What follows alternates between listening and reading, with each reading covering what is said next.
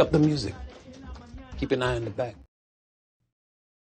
This presentation is provided to you to amuse or entertain and not to conform or inform. This show is sustainably sourced and not affiliated with any community, club, fraternity, gang. The content on this channel should not be used to replace professional, financial, medical, or legal advice.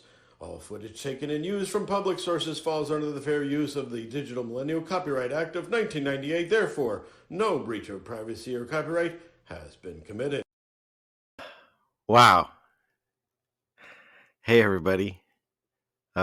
Welcome to another Friday night. Whoop whoop. What was that one comment? Friday Night Lights? I saw it go by. The chat was flying, by the way. It's hard to keep up with you all. There you are.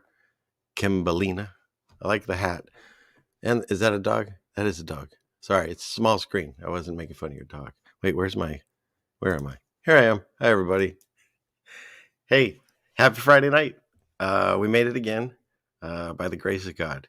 And so, wow, where to begin? So much is going on in the news right now, and, our prayers to everybody, because, whatever you believe or don't believe in the subject matter, say that I talk about, or at least the interpretation I give on the subject matter I discuss, right now the narrative is being pushed that some bad cops did a bad thing, and it's becoming, they're warning us, don't make it another Rodney King, don't riot too much. I mean, it's just frustrating to watch it play out and watch people get manipulated. And so whatever the real story is of what happened there, I just like to say a blessing right now, and not just over that situation, over everything that's going on in the world. Because if you're new to my channel, or if you've been watching for a little while, I talk about this, as Mike Pompeo says, this live exercise that we find ourselves in. And we're going on 3 years of this live exercise. And so, and again, that's his words, not mine. Look it up. It's still on the internet. Some things are. And so it's taking its toll. It's taking its toll on our families, in our communities, and I see it in shows and stuff. And so all we can do is know that things are taking place right now.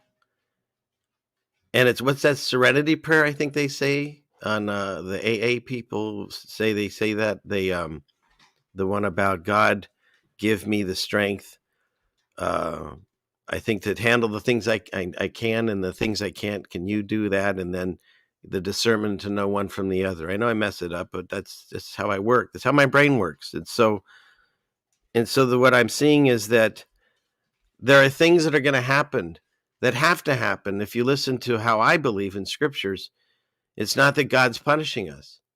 He actually wants what's best for us. And we've chosen certain paths by our own free wills and consents, and not taking a stand for truth. And so it's going to wash over us.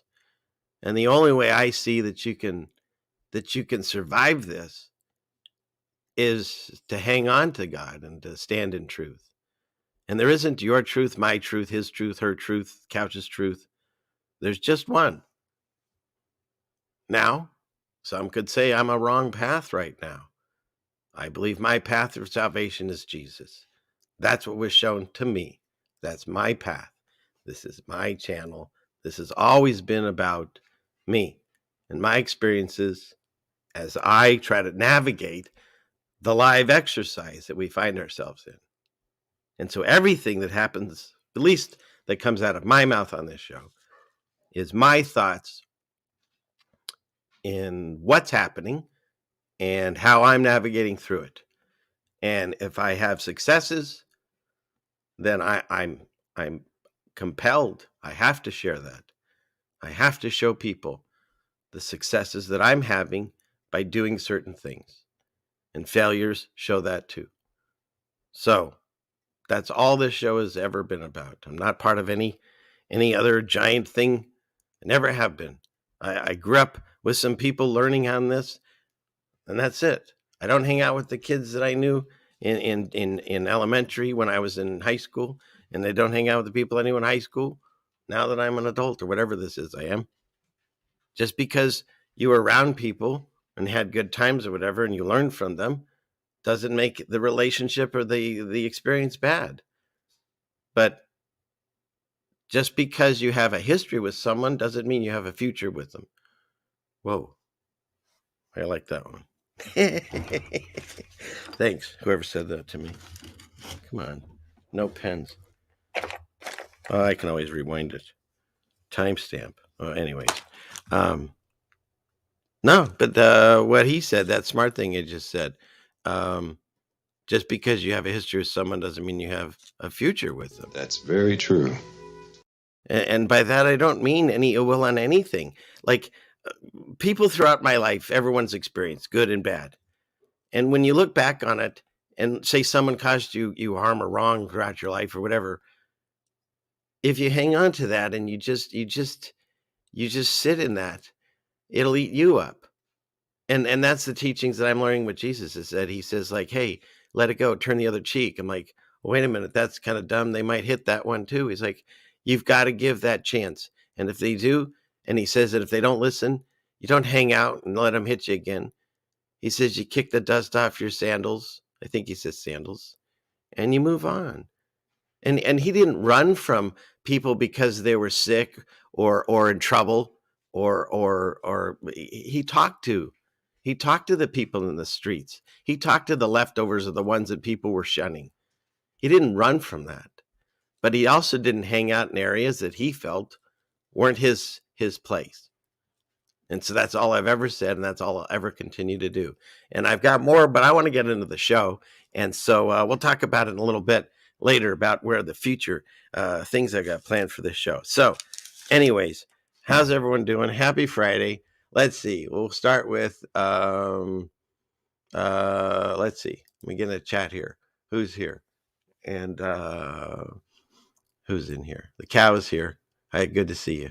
I'm sorry. I don't know what's troubling you, but I hope that we were going to say a prayer. See, I was about to say a prayer we didn't do. So, and this one goes out to all cows and humans. So, Father in heaven, please watch over us and guide us through these times. Take the spirits, because God does talk. Sorry, in the middle of a prayer, I'm going to break into myself, but God talks about them as spirits, and so the spirit of anger, the spirit of jealousy, the spirit of anything, any of those like sins or whatever you want to say, they can all have spirit, demonic possession, whatever you want to call it, behind it.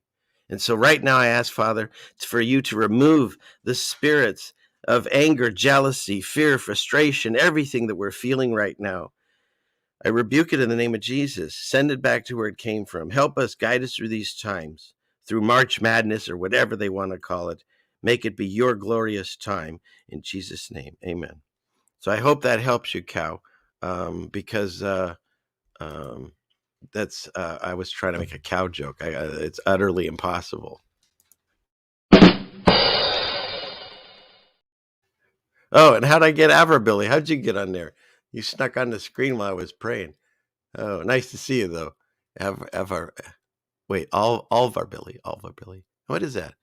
It's like a pyramid with chemtrails above it, or contrails, of course. There are no chemtrails, right? Okay. Got a lot of amens. Let me have a sip of tea. See, still got my tag on it. Okay.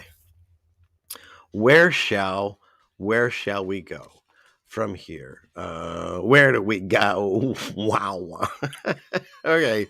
Let's see. Nobody wants to hear that. Let's start with, although Melanie probably does. Oh, by the way, for those of you that don't know, I'm going to take myself off screen here for a second. Look, Bing.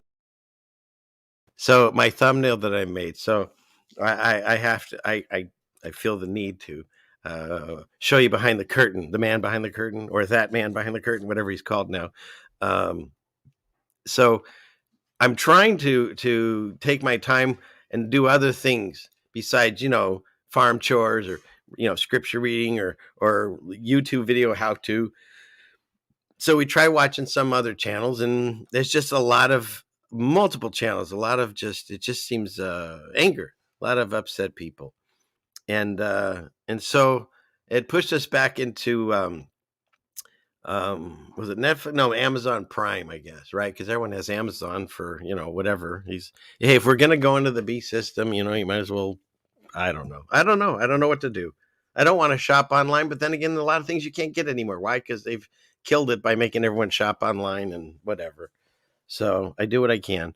But having said that, so with Prime, you get some of these movies. So we it pushed us back into watching some regular television. And I had never seen these, but I really dug Magnum PI in the day. And there's these movies called Jesse Stone with Magnum PI. What's his name? Tom Selleck. And there's I think there's 9 movies. We watched them all because the ones you can't find on, you gotta look them up because you gotta do them in order, and then you some are on, I think it was Crackle, or I don't know. What does it matter? You'll figure it out if you want to see them.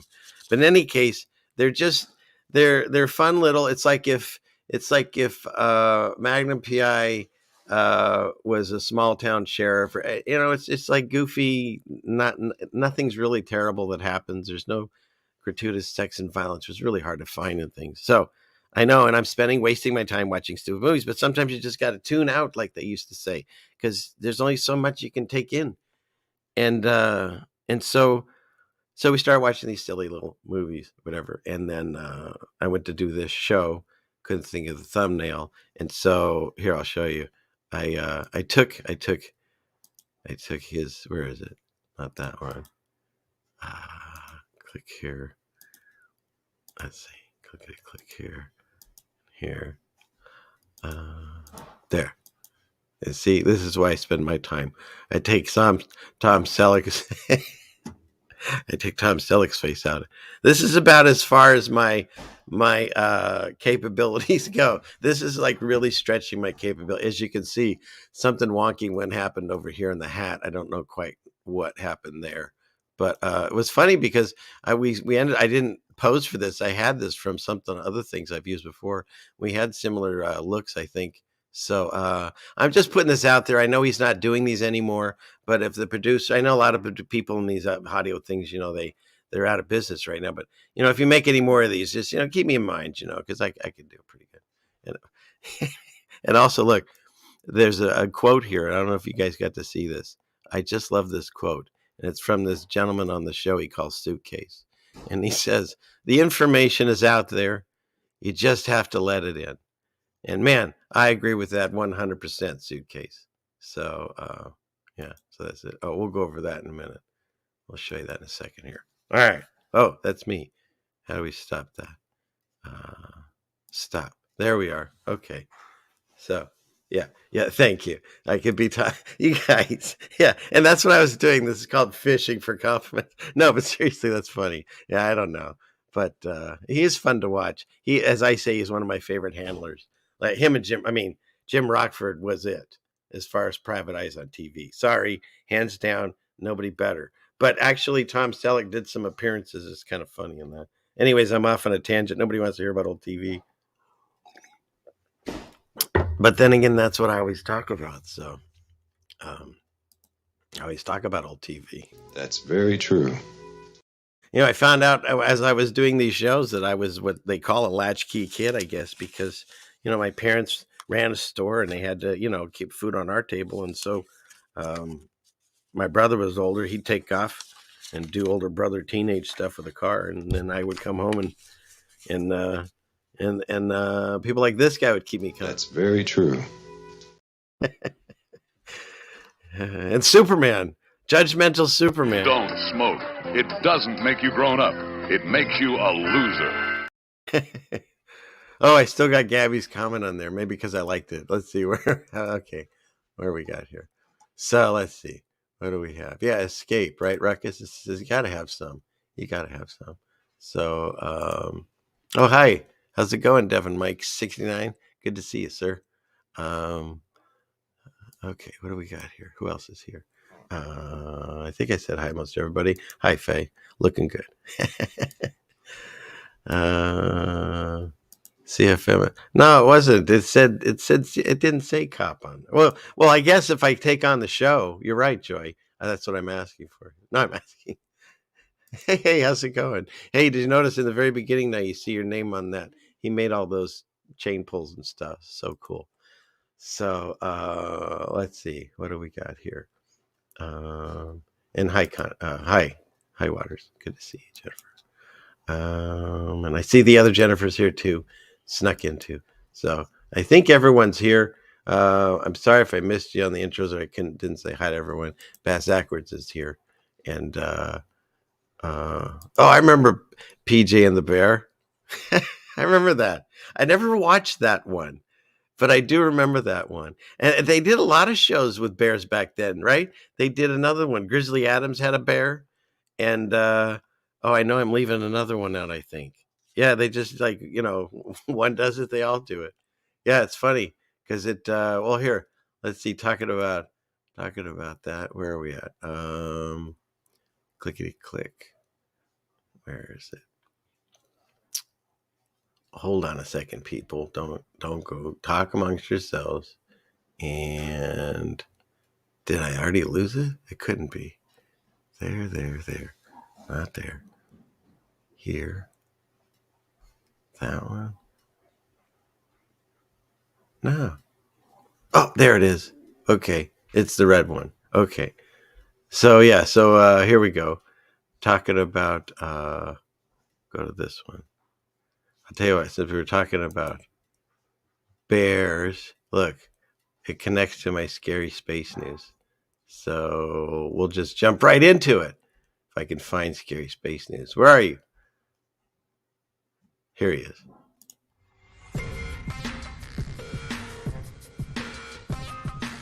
This week in scary space news.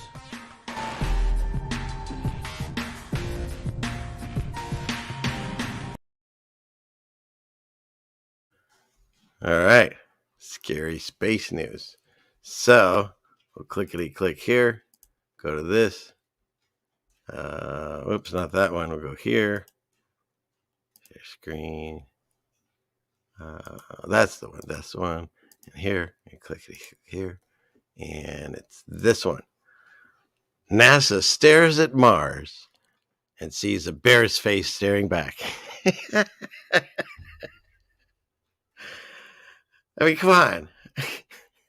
Another, come on. This is just getting silliness. Like they don't even try.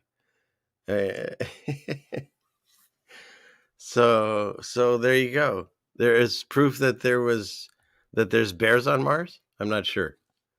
So, and I don't know. Where do bears poop on Mars? Is that the new joke? Oh, anyways, yeah, so that happened, or so they say, Richie from Boston. Okay, this one, not only did I see it on different feeds, I think I got sent this by at least a dozen people. I do have a lot of fun fans that send me things and articles and things, and so thank you. As far as thank yous, I can say, so Melanie, of course, thank you. Ronald Lee has been sending us some beautiful things for my wife and I. And Heather on Rockfin, you're just such a pleasure. And then Mary at the Clown World Cousin, she sent, and Jason. And so I just wanted to make sure I said thank you to the people that are sending things. So I never ask anything of you other than your time and maybe have some fun and maybe hear what I have to say and see if it works for you as the way out of this nonsense. If you did decide and you want to tip your server, there's links in the descriptions and so forth. And in the About Us, it tells you about other places you can help. So let's move on. So anyways, a lot of people sent me this, of course, that the inner core is now, they think, going the opposite way. And here's an actual drawing from NASA to say this. And it was a study done by researchers from China. And they analyzed the seismic waves and earthquakes. And it's funny because, the people that they say are trying to take us over and kill us and whatever in China. You can look at everything pretty much in anyone's house, and I'd say at least 90%, it's probably higher, say made in China. In addition to that, they own most of all the electrical grid on the West Coast for certain, and they own a lot of the real estates during the boom and the bust that's been going on. A lot of Chinese corporations have been buying up real estate. In addition to that, they're training like little armies of children that can bounce basketballs together. If you don't know what I'm talking about, look at last week's show. And in addition to that, I think they have some forces that are now training closer to us. So I'm not saying anything. I'm just letting you know what's happening. And but definitely believe them on this, because they tell you to. And so here's another cool drawing. The lonely Milky Way analog galaxy is too massive for his. I don't even know what's. According to simulations, the Milky Way is 1 in a million. And so again, we're just, once they start showing you, it's an article about figuring out the Milky Way galaxy and the universe by using simulations and cartoons. And so the illustrates TNG simulation. And all I'm saying is like, it's like in the apocalypse, the awakening, whatever you want to call it, where all the information, truth has to come out. There's more and more times that they're telling us that most of the times all they do is take computer numbers, and an artist comes up with their idea of what it looks like. And so they tell you they're doing it, and yet when you see it on the other screens, you think it's really happening. And so I'm just here to just put these articles out there to encourage people to look in this in themselves. I'm not here to convince anyone. This is not a debate show. Here's this. What happened to it? But there was an asteroid that was coming really close to us. I guess it didn't kill us. So it was the near Earth asteroid. So I guess that happened last night. That's right. And but how about this one? They had a rare green one, a comet that came by, and it had an anti-tail that they even said themselves defies physics. So now people are seeing actual things in the sky, and when they can't explain it by their science and math and shut up, they now say, well, this particular one defies physics. How does that make any sense? I don't understand how we can let them get away with that. How can something within the physical world, and they tell us that everything's bound by certain laws of nature, have things that defy it?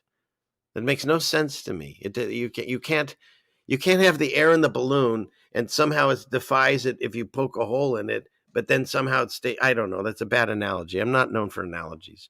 If you're going to use this, cut that part out. But do you know what I'm saying? It's whenever they have something that doesn't fit their narrative, they just say it's an anomaly. Look into the penumbra, and how they explain how an eclipse does the wrong thing. It doesn't make, suddenly sunlight, which is always parallel during the eclipse, it like focuses in like the Death Star and creates a backward image and like your eyeball, which is another thing. They don't even understand how your eye works. That's in the Bible when God's saying, hey, if you can tell me how things work, like he names different things. I don't know if it's the eyeball one, but he names different things like, where do the rivers come and go to, and where do he names all the different things like of the seasons and stuff. And if you can't explain that, well, and until you can explain that to me, don't bother coming back is what he says until you can explain that. Otherwise, sit down and be a good kid. That's all he's ever said to us. It's just we stopped listening because we started listening to all these people, and they obviously don't know shit. Sorry, but sometimes I curse. But look, a rare green comet streaks across the sky, approaches Earth for the first time since the Stone Age. See, now they're throwing dinosaurs and old Neanderthals. Another thing they can't explain, the missing link. And when I was a kid, they came out with Lucy. And then if you find the articles, they even tell you to this day, Lucy was proved a fraud. And yet they still have her, it, whatever in the books. We've covered on this show many times. Find the story of Paul Revere. He didn't do the midnight ride. He didn't ride in on his horse, one up by land, two up by sea. The British are coming. None of that is our current history. Now he gets there. He gets captured before he gets to Lexington. He gives up a lot of positions. They take his horse and steal it. And he escapes after the midnight ride and walks into town on foot. He didn't do squat, but they still have the Paul Revere trail on it. Yeah, it's interesting. Go look into it. So they're rewriting history right in front of our eyes. So all these, at least my channel is, I think it's a voice in the wind. What does John say? A voice in the wilderness. That's how it feels sometimes. Like, I enjoy doing this show, and I enjoy doing it with humor. But to what avail at some point? The show has deeper meaning than just the jokes and the fun that we're having, at least in my mind.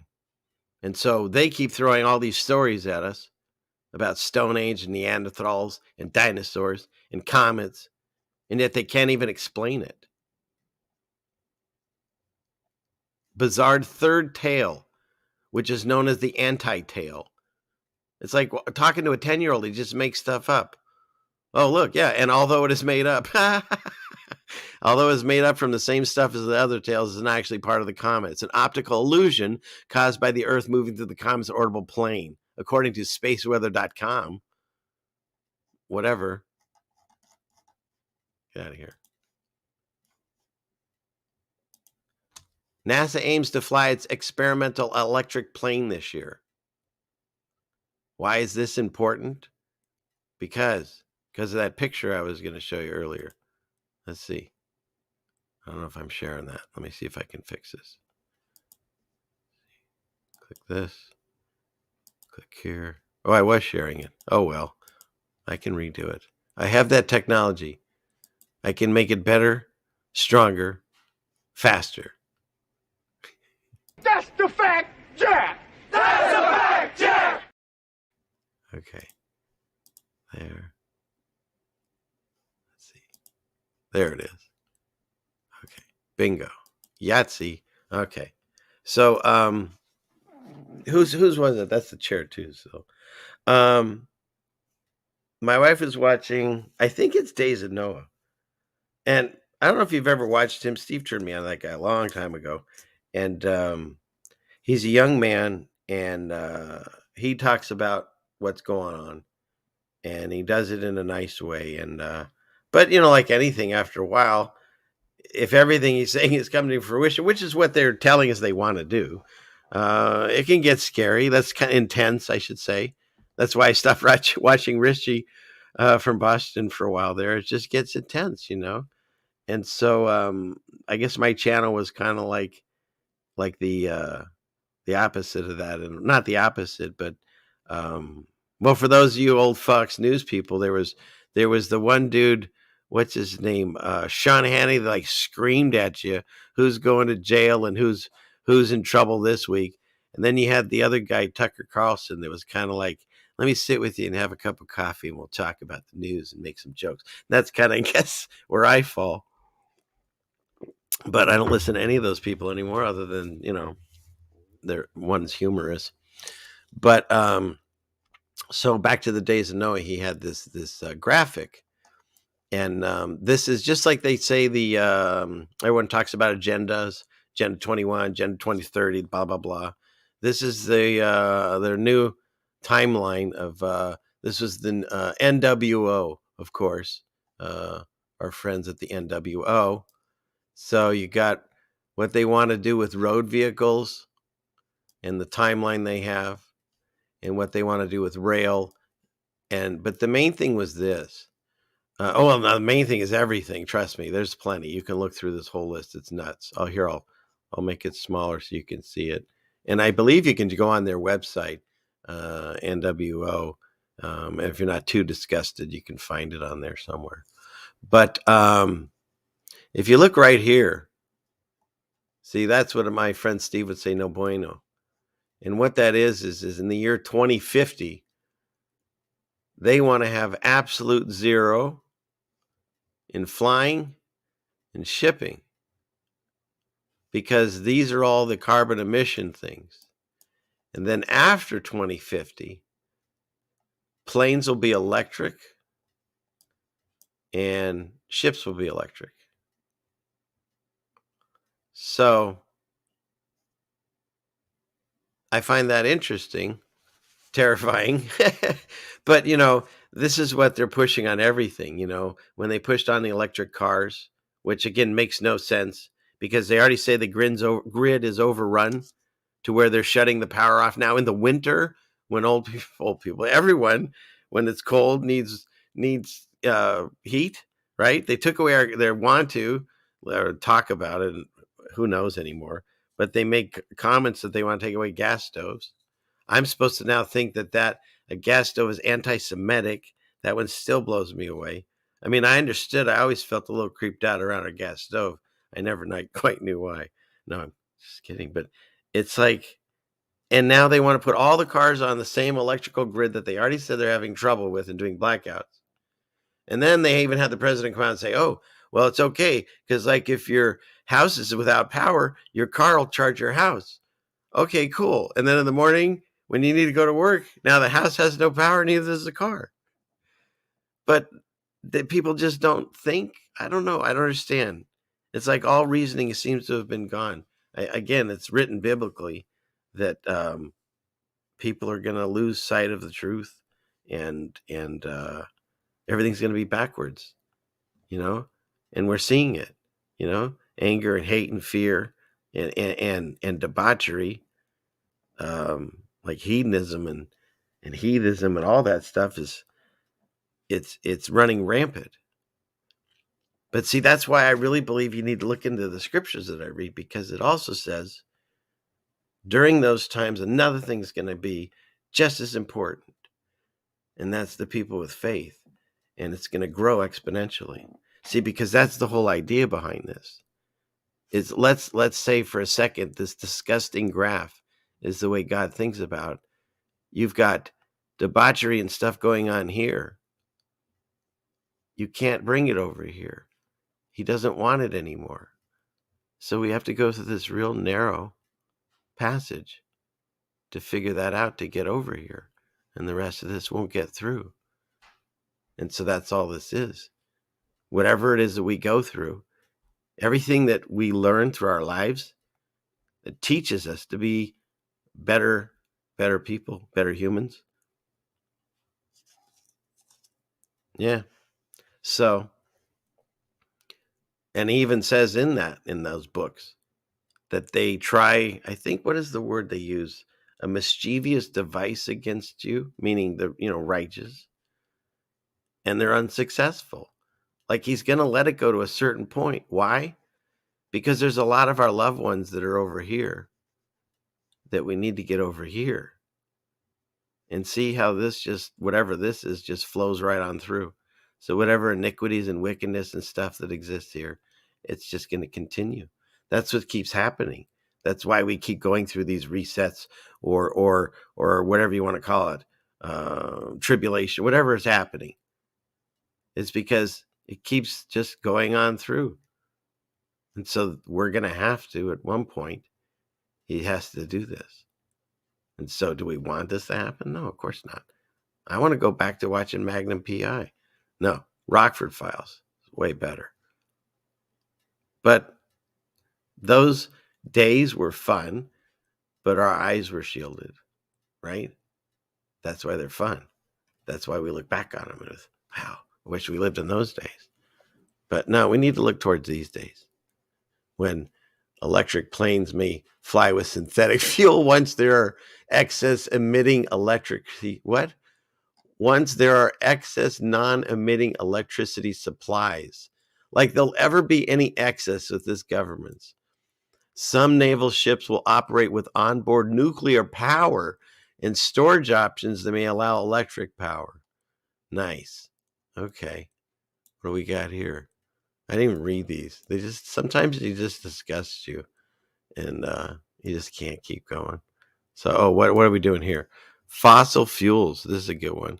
Another thing, what a total joke, that the reason my car runs is because the dinosaur is inside it. They even had a Shell commercial. I played it on here where the dinosaur is in the tank. Rapid reduction in supply and use of all fossil fuels except for oil Of course, they keep their plastics. The thing that they say is destroying the environment, which they tell us they only recycle 10% at best in the last, say, 50 years. And I covered it on my show. You can still find it on YouTube, Plastic Wars. And it covers the guy that invented the little arrows in the triangle, of course. And he talks about how it doesn't mean squat. That's garbage. Like there's only a few things that they actually recycle and everything else gets thrown away. And now what they're finding, shockingly, because they make oil, they use oil, fossil fuels, to make plastic. So when you bury it in a landfill, guess what happens? It's creating natural methane gas or whatever, natural gas. Not methane comes out of cows now. But no, it creates natural gas. And coincidentally, a lot of the trash company trucks are switching over to what? Natural gas trucks. Why? Because they're producing their own from the garbage that they charge you to come pick up. And in my place, it's really fun because they split up the garbage from the recycle and they charged me twice. But now I'm finding out they're going to the same dump. So there's that. How fun is that? Anyways. But look all that up. It's still there on YouTube. It's still there. If anyone wants to look and listen, they don't recycle. So of course they're allowing it to continue in the production of plastics because that's where they keep getting their gas out of it. It's actually genius in their evilness. And then here, fossil fuels are completely phased out in the year 2049. And then they always have this blockage, like, you know, if any of us are still around in the year 2050, which was funny when I say that, it's not that far away. The year 2050, right? What are we at? About 25, 27 years away. Think about the difference between now and 25 years ago. I mean, we're talking like right at the end of the 90s, early 2000s. How much has changed in 25 years? You know? And so it's not that far long ago. A lot they're expecting to change in the next, 25 years. Absolute zero on fossil fuels. And then what happens? Beyond 2050, the development of carbon capture and storage may allow resumption use of gas and coal for electricity. So they're going to shut down any use, this is their ideas anyway, of gas or coal unless they deemed it's okay again. So even though they have this thing branching out, no, it pretty much, this one of all of these just ends. So that's pretty cool, I guess. People are tuning in. This was supposed to be a comedy show. Here. Don't smoke. It doesn't make you grown up. It makes you a loser. There you go. Judgmental Superman. How about that one? Welcome to the party, pal. All right. Okay. How about this? You want to know where your hardware earned tax dollars are going to? I will show you. Clickety click. Oops. Stop. Try again. Clickety click here. And let's see. That one. And that one. And that one. Why is that? There it goes. Okay. Boom, baby. Scientists watched hours of cat videos to learn something new about kitty behavior. I'm not making this up. They are. I mean, my wife asked me today, obviously we all know if you watch The Machine from the other side now, but like, who decides what is news anymore? You know what I mean? And who decides what to study? This sounds like some people with a lot of extra time on their hands. They were about to lose their funding and they didn't know what to do. And so one guy was watching cat videos and the guy said, there we go. And we'll write a paper on it. And so there you go. So if you've been watching cat videos over this past, year or so, and you weren't getting paid for it, well, joke's on you. What do I have? I don't know. How about that? Try that. I don't know. And I tried it last week where I had a thing where I could try to click those, but every time I had to turn to look at that, it lost the moment anyway. So whatever. I'll just do it this way. It's the only way I know how to do it. Whatever it is that I do here. But thank you for being here. Love you guys and gals and couches. Because I also know, where is he? He's in here somewhere. I got nowhere else to go. I got nowhere else to go. I mean, that's why I'm here. I'm assuming that's why you're here. So, because if you did have somewhere else to go. You know what? Here, if you need to get your stuff, whatever, I'll wait. Let's see what I have here. I'll get my corncob pipe and my button nose. That's the wrong one. Where is it? Oh, shoot. Now I've lost it. And I've lost the show. Let's get back in the show. Kitties are gone. Now this is serious. And I'm serious about this. This one really upset me. And I know it's going to upset some people. So like they say with the video coming out multiple screens tonight, isn't that the nuttiest thing? That video they're going to discuss tonight where somebody gets beat up and killed is terrible. But they're doing it like it's some big YouTube premiere. It's sick. It's sick. Pomp and circumstance. It's like it's a Super Bowl. I couldn't deal with that. So that's why we're here. But then you have to be, warning. I've got a warning label here. This needs to be stopped, and I don't know who to talk to. But there are people that they don't want a dog. They want to be special, and they're doing this to their pets, and they're turning them to other animals, like giant red foxes. I think I'm gonna be sick. I don't think I watch it more than just with you one more time. Zebras. I know some people think it's adorable, but come on. And who knows what the dyes are that they're using and what it's going to do to your animal's skin. And a tiger. I mean, a tiger is cute, but come on. No, buy a stuffed animal. I mean, that explains a lot, just that right there. But I rebuke this in the name of Jesus. How about that? That's how I feel. I don't care if they're vegan and non-toxic. How do you know? Sorry. You don't know what it's going to do to their skin. Pandas don't exist, apparently, but that one's really cute. But no, we're not doing this. Stop it. I'm calling for an end. Where's that lady that sings that really sad song? Oh, come on. What's that song? On the arms of the angel. Sarah McLachlan, will you please, if you're listening, I know you don't have much to do right now. If you're watching my show, what else you got to do? Can you get on this? Can you do a new song or just use the same song and put it to this? So we need this. No, it's enough. Okay. Okay. Now let's see. What are we doing?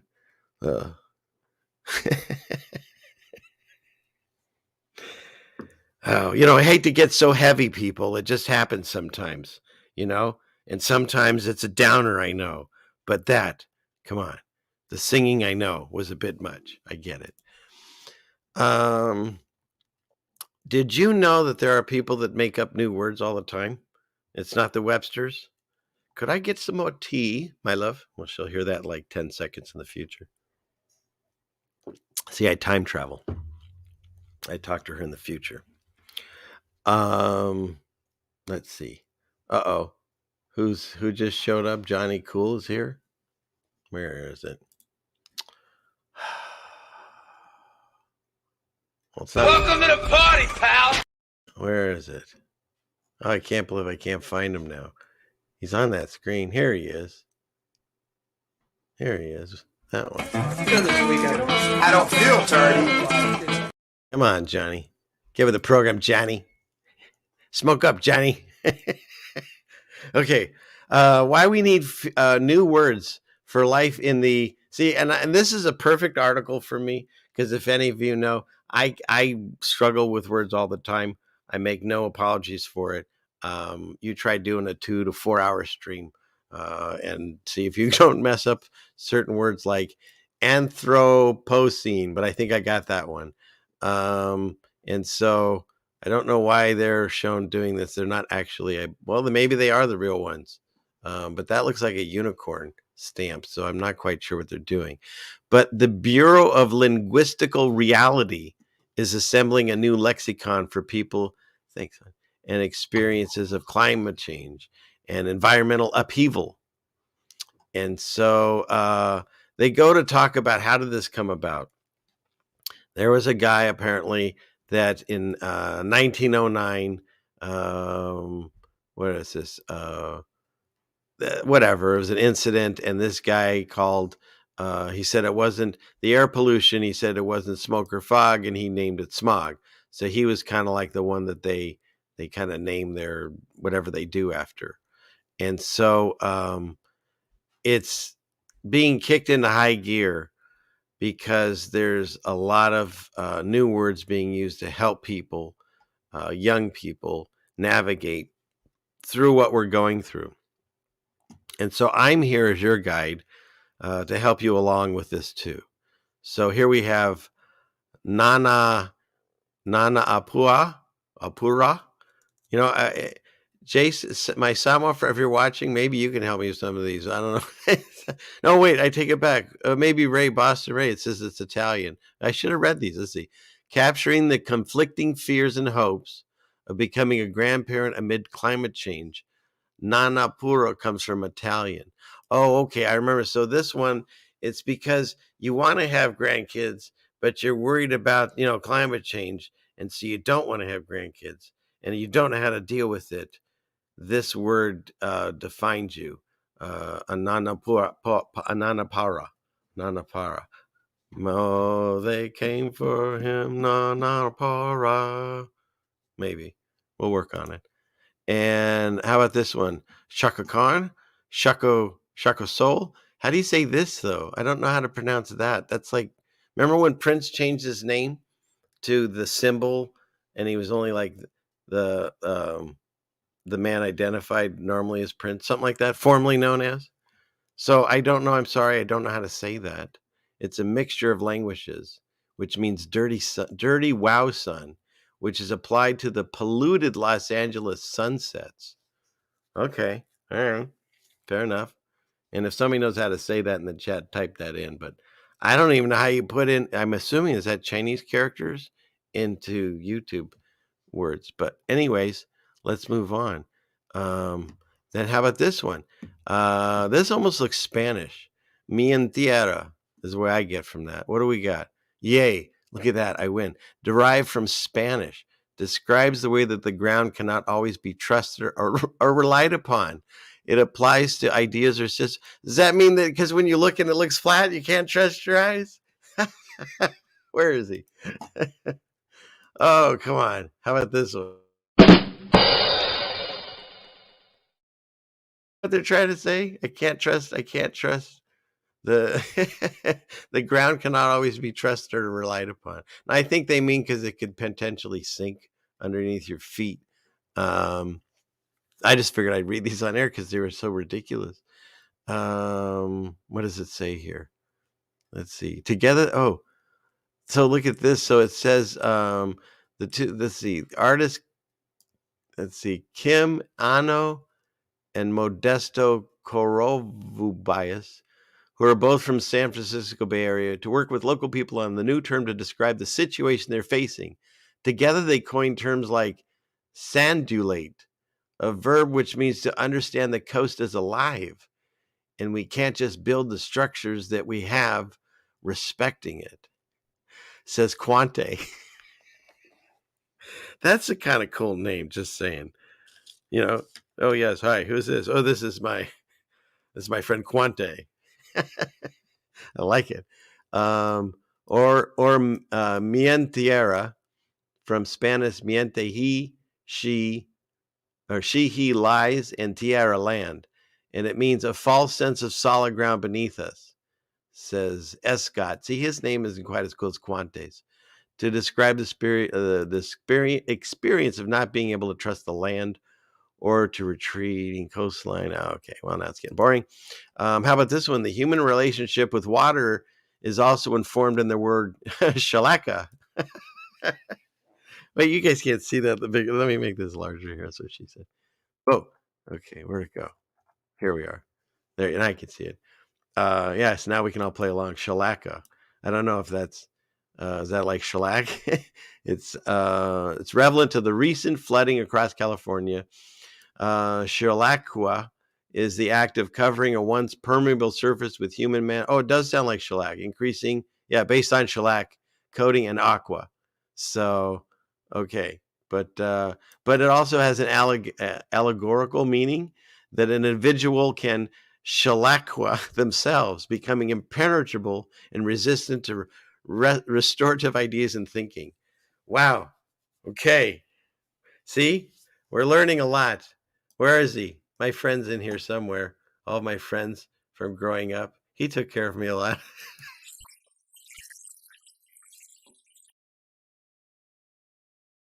Actually, no, that was a night show. That was Happy Days at Night. And so, yeah, let's see. There are words that describe hubristic or perhaps misguided responses to climate change. One of those is, here we go, technic screus. Technic, nictu, lactu. I don't know. That's that. Isn't that what the robot says in The Day the Earth Stood Still? Technu, lactu, technucheresis. Which it could be a Harry Potter spell. Ooh, I clicked on it. System by Carlos. Let's go back to the article. I don't want to go anywhere. We don't know where we are. And we barely know we're here. Where'd he go? Here we go. It came from a conversation with a German. It's always the German engineers. And I did not see that coming, about the limitations of technology. There's a concept in German called the devil's circle. Oh, here he is again. It says Quante. He switched it to technic, referencing the word for technology, technic. And so technic screex is the false belief that creating technology will get us out of our mess, when in fact our mess is cultural, explains Quante. Okay, I need to take a moment here. There's a lot in that sentence. Holy crap. So those techno people, they have a false belief that creating more technology will get us out of this mess. In other words, the techno people think creating more technology will sink us, when actually, according to the devil's circle, I didn't say it, Quante said it, it's a false belief because our mess is cultural, right? We need to get rid of all of our cultural. We need to have one world government, one world religion, right? That's what we need. We need more government. We need more techno. We need more, what is it? Technology. So we can stay in the devil's circle. I don't even have to write comedy on this show. I don't. I just have to read it to you all. They're writing it for me. And the funny thing is most people won't see it this way. They might, you know what? I'll tell you something. With all the big words in here that I'm forcing you to sit through, because what else you got to do? Here's how most people, we honestly, and you know what? On the Jesse Stone movies, he even said this. That how far ahead Jesse Stone was in the past, because it was from 2006. And he said something I've talked about on this show like last year, is that we now have the attention span of less than a goldfish, 8 seconds. Jesse Stone said it, see? So you know it's true. But look at this. People will come to this, they'll see BBC. That tells them there's truth here. Then they'll say, why we need new words for life in the habitat. So they're going to see, well, we need this because the BBC is saying, in this way they're presenting it. This is why we need them.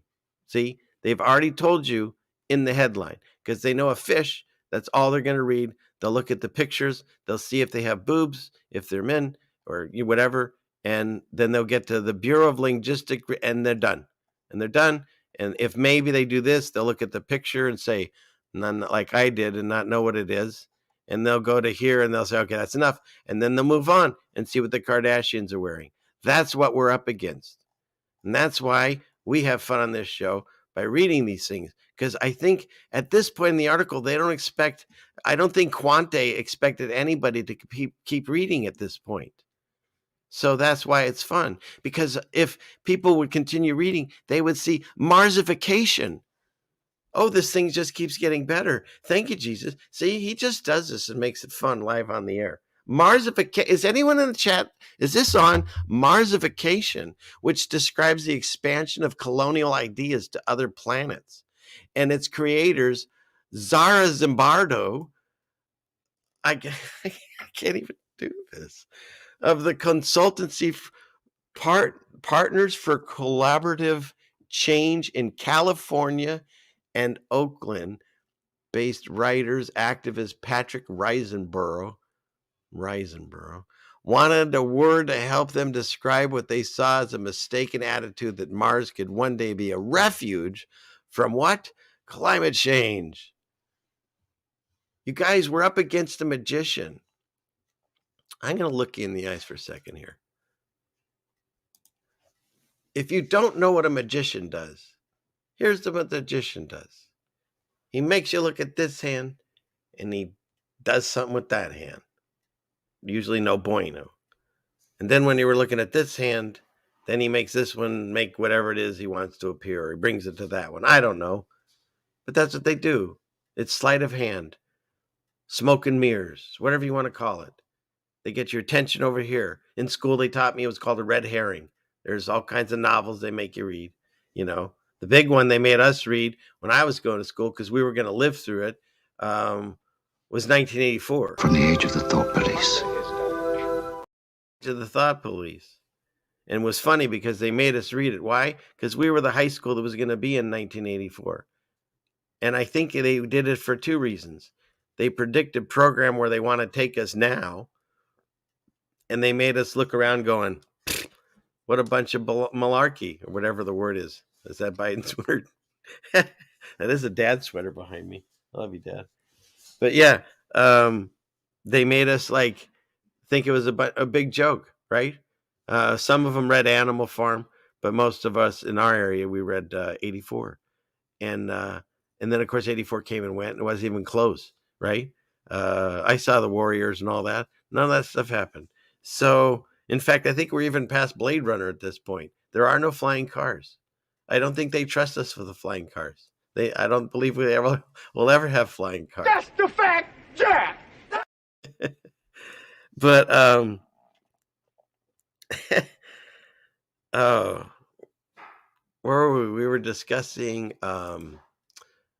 these weird words. Oh, I just threw myself. All right, go to the chat. Someone throw it in the chat. So, hi everybody who's not there. So, where were we at? Come on, chat, help me out here. I know you're in the past.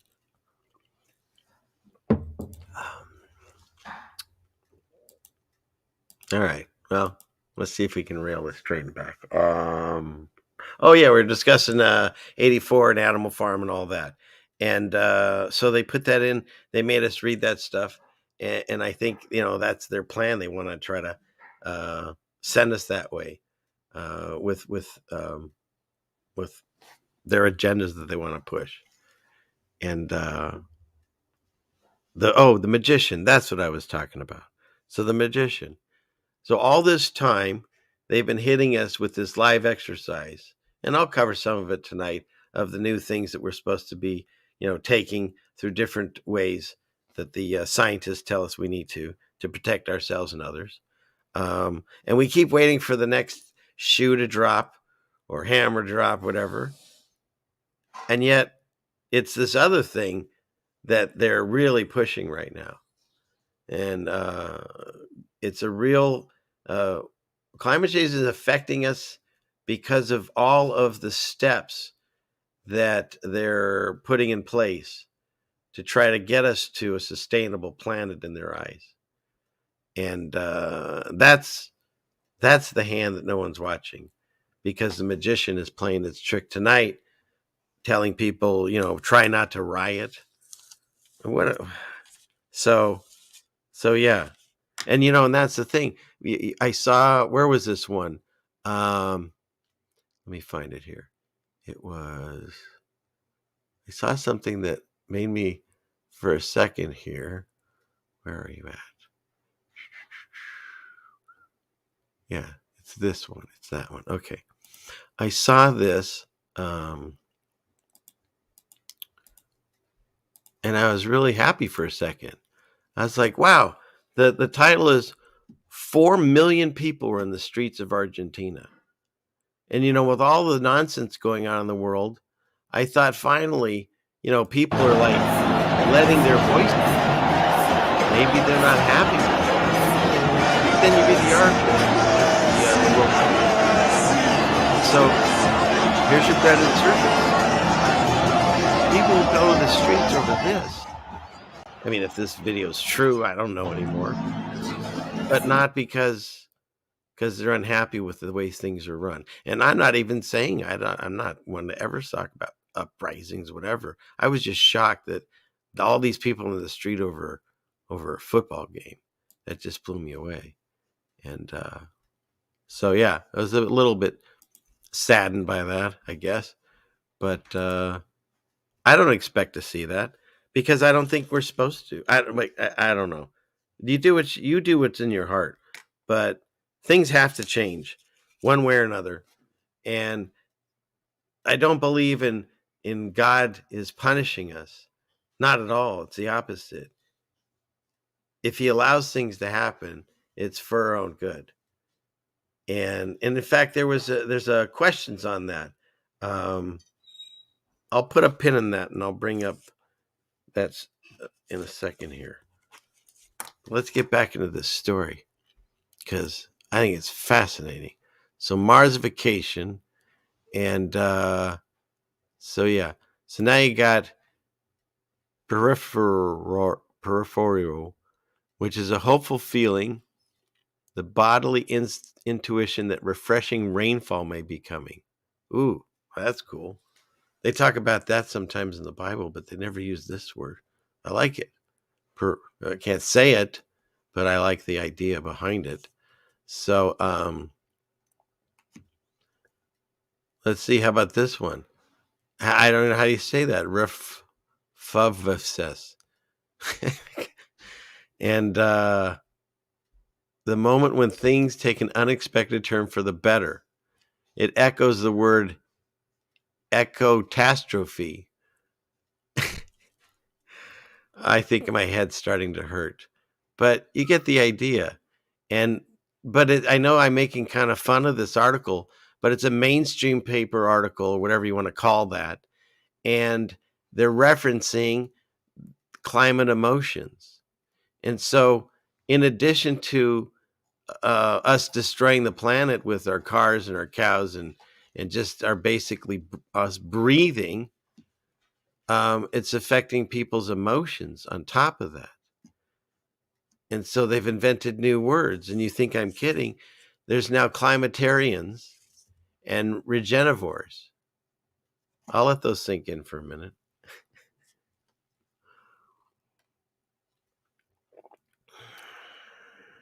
Oh, and Aaron's here. Aaron. Yeah. So are you a climatarian or a regenivore? So, and that's why my show's now, it's socially sustainable. No, what is it? I forget.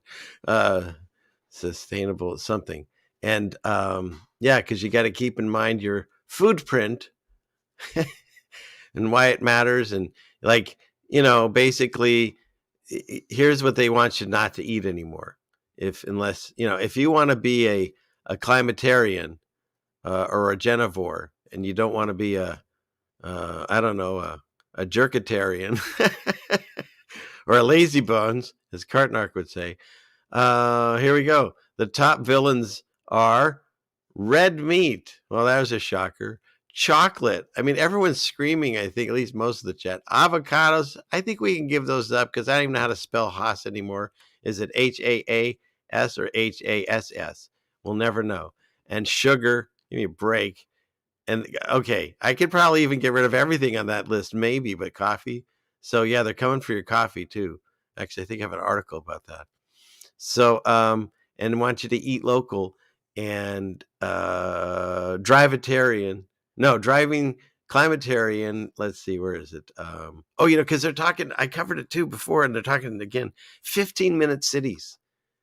They want to have a future to where from your living area, which it doesn't even say it's a house, it's just a living space, everything you need is within 15 minutes of where you are, because they don't want you going any farther than that. And you don't think they can't do that with your electric cars and no planes and whatever they want, or your federal IDs without, you know, clearance? They can do whatever they want. They want to put you in a 15-minute city. And if you read the Bible, the one thing God says is over and over, destruction starts in the cities. He says, stay out of the cities. I'm not saying, you know, if you're in the city right now, just keep an eye on things. And if things look, say, I'm not saying things look bad, but if things look biblical bad, maybe you take a few days out and see what happens. That's all I'm saying. I don't know what I'm saying. Hey, where's my thing? I'll put that on. Here, you can look at that. So yeah, don't listen to anything I'm saying. But yeah, I'm just saying. I'm not saying it. He's saying it. Watch out in the cities. What does he say? He says, watch out for the heathens and watch out for the cities. And of course, you know, have the fear of God. Do you know where the beginning of knowledge starts? It starts in the fear of the Lord. And that doesn't mean because he's a big old scary booga booga ghost like some people like to portray. No, it means if you have a parent that cares about you, like my parents did and do, my mom here, and they want what's best for their children. And if that means sometimes they have to be disciplined to make them a better person, then it happens. And I don't even say that even happened to me. I have the best parents. In fact, anything I've ever learned from any of these people or anybody on YouTube, including myself, it pales in comparison into what I learned from my father on how to be a person, how to be a better person, how to be a man, how to be a father, how to be a husband. He taught me all those things. Pales in comparison to anybody else I've ever met. Yeah. So, and I'm not even screen sharing, was I? I remember what we were talking about. Anyways. Yeah. So let's see. Let me get rid of that. Let's go back into here. Where are you people? What do you mean by you people? Get rid of this banner thing there. Okay. I know. I'm going to, let's see. What do we have here? Oh, did somebody just get here? Corey? Really? Corey? Oh, is Melanie? Is she taking track? Melanie's in charge of truancy. If you have to stay after class. I don't feel dirty. I don't feel dirty. All right, that's enough. That's enough. All right, what do we got here? Let's see. So, thank you, Johnny. That's sweet. Yeah. And yeah. Let's see. What do we have here? 222. And Rethink's in here. Good to see you. And who else have I seen? I think I got most everyone. I see where is it? Billingtano's here. It's called Just the Tip. See you, man. And you know, one of these days I'm gonna have to explain it. Maybe I already have. It has nothing to do with him. I just like playing that one for him. So let's go. Oh, I know what I was gonna do. Let's switch out of this. Let's transition. And let me spin Sarah for those of you that come just for that. And you can see what she's been up to this week. So enjoy. The ceiling fans? They're very attractive.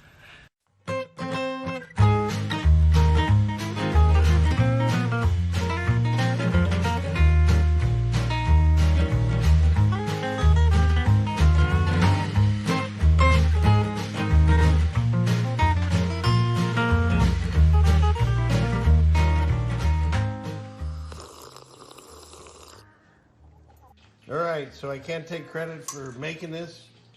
or filming it while it was made.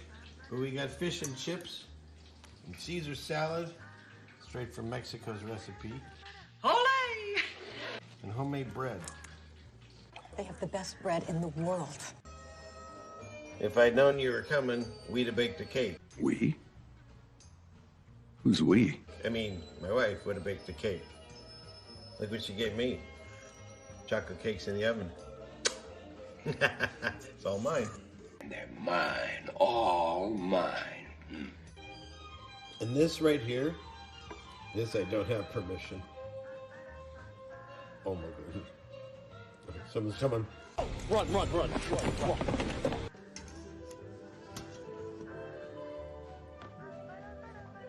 A veritable work of art. All right. There she is. Wow. Let me fix this part right there. Yeah. Oh my God. It's delicious.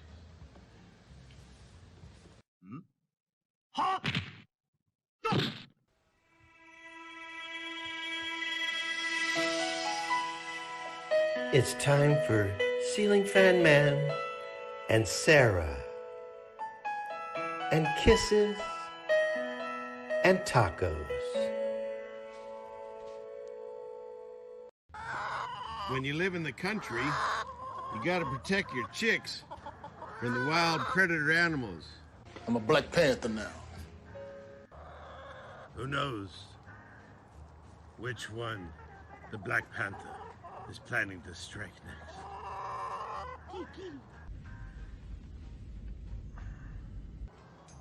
Don't ruin the illusion. The Black Panther is striking! It's 3 days later. All the animals are helping my wife, so...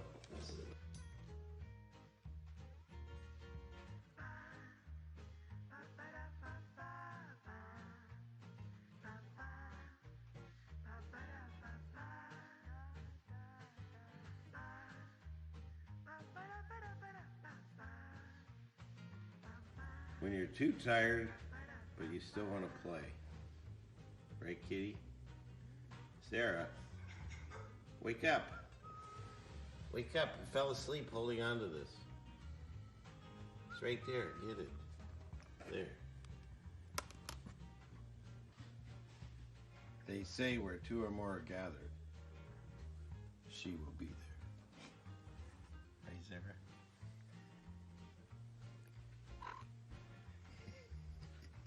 Satellite tracking continues.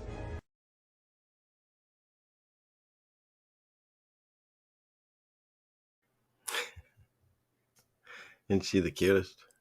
Did y'all hear her purr at the end? It's freaking hilarious.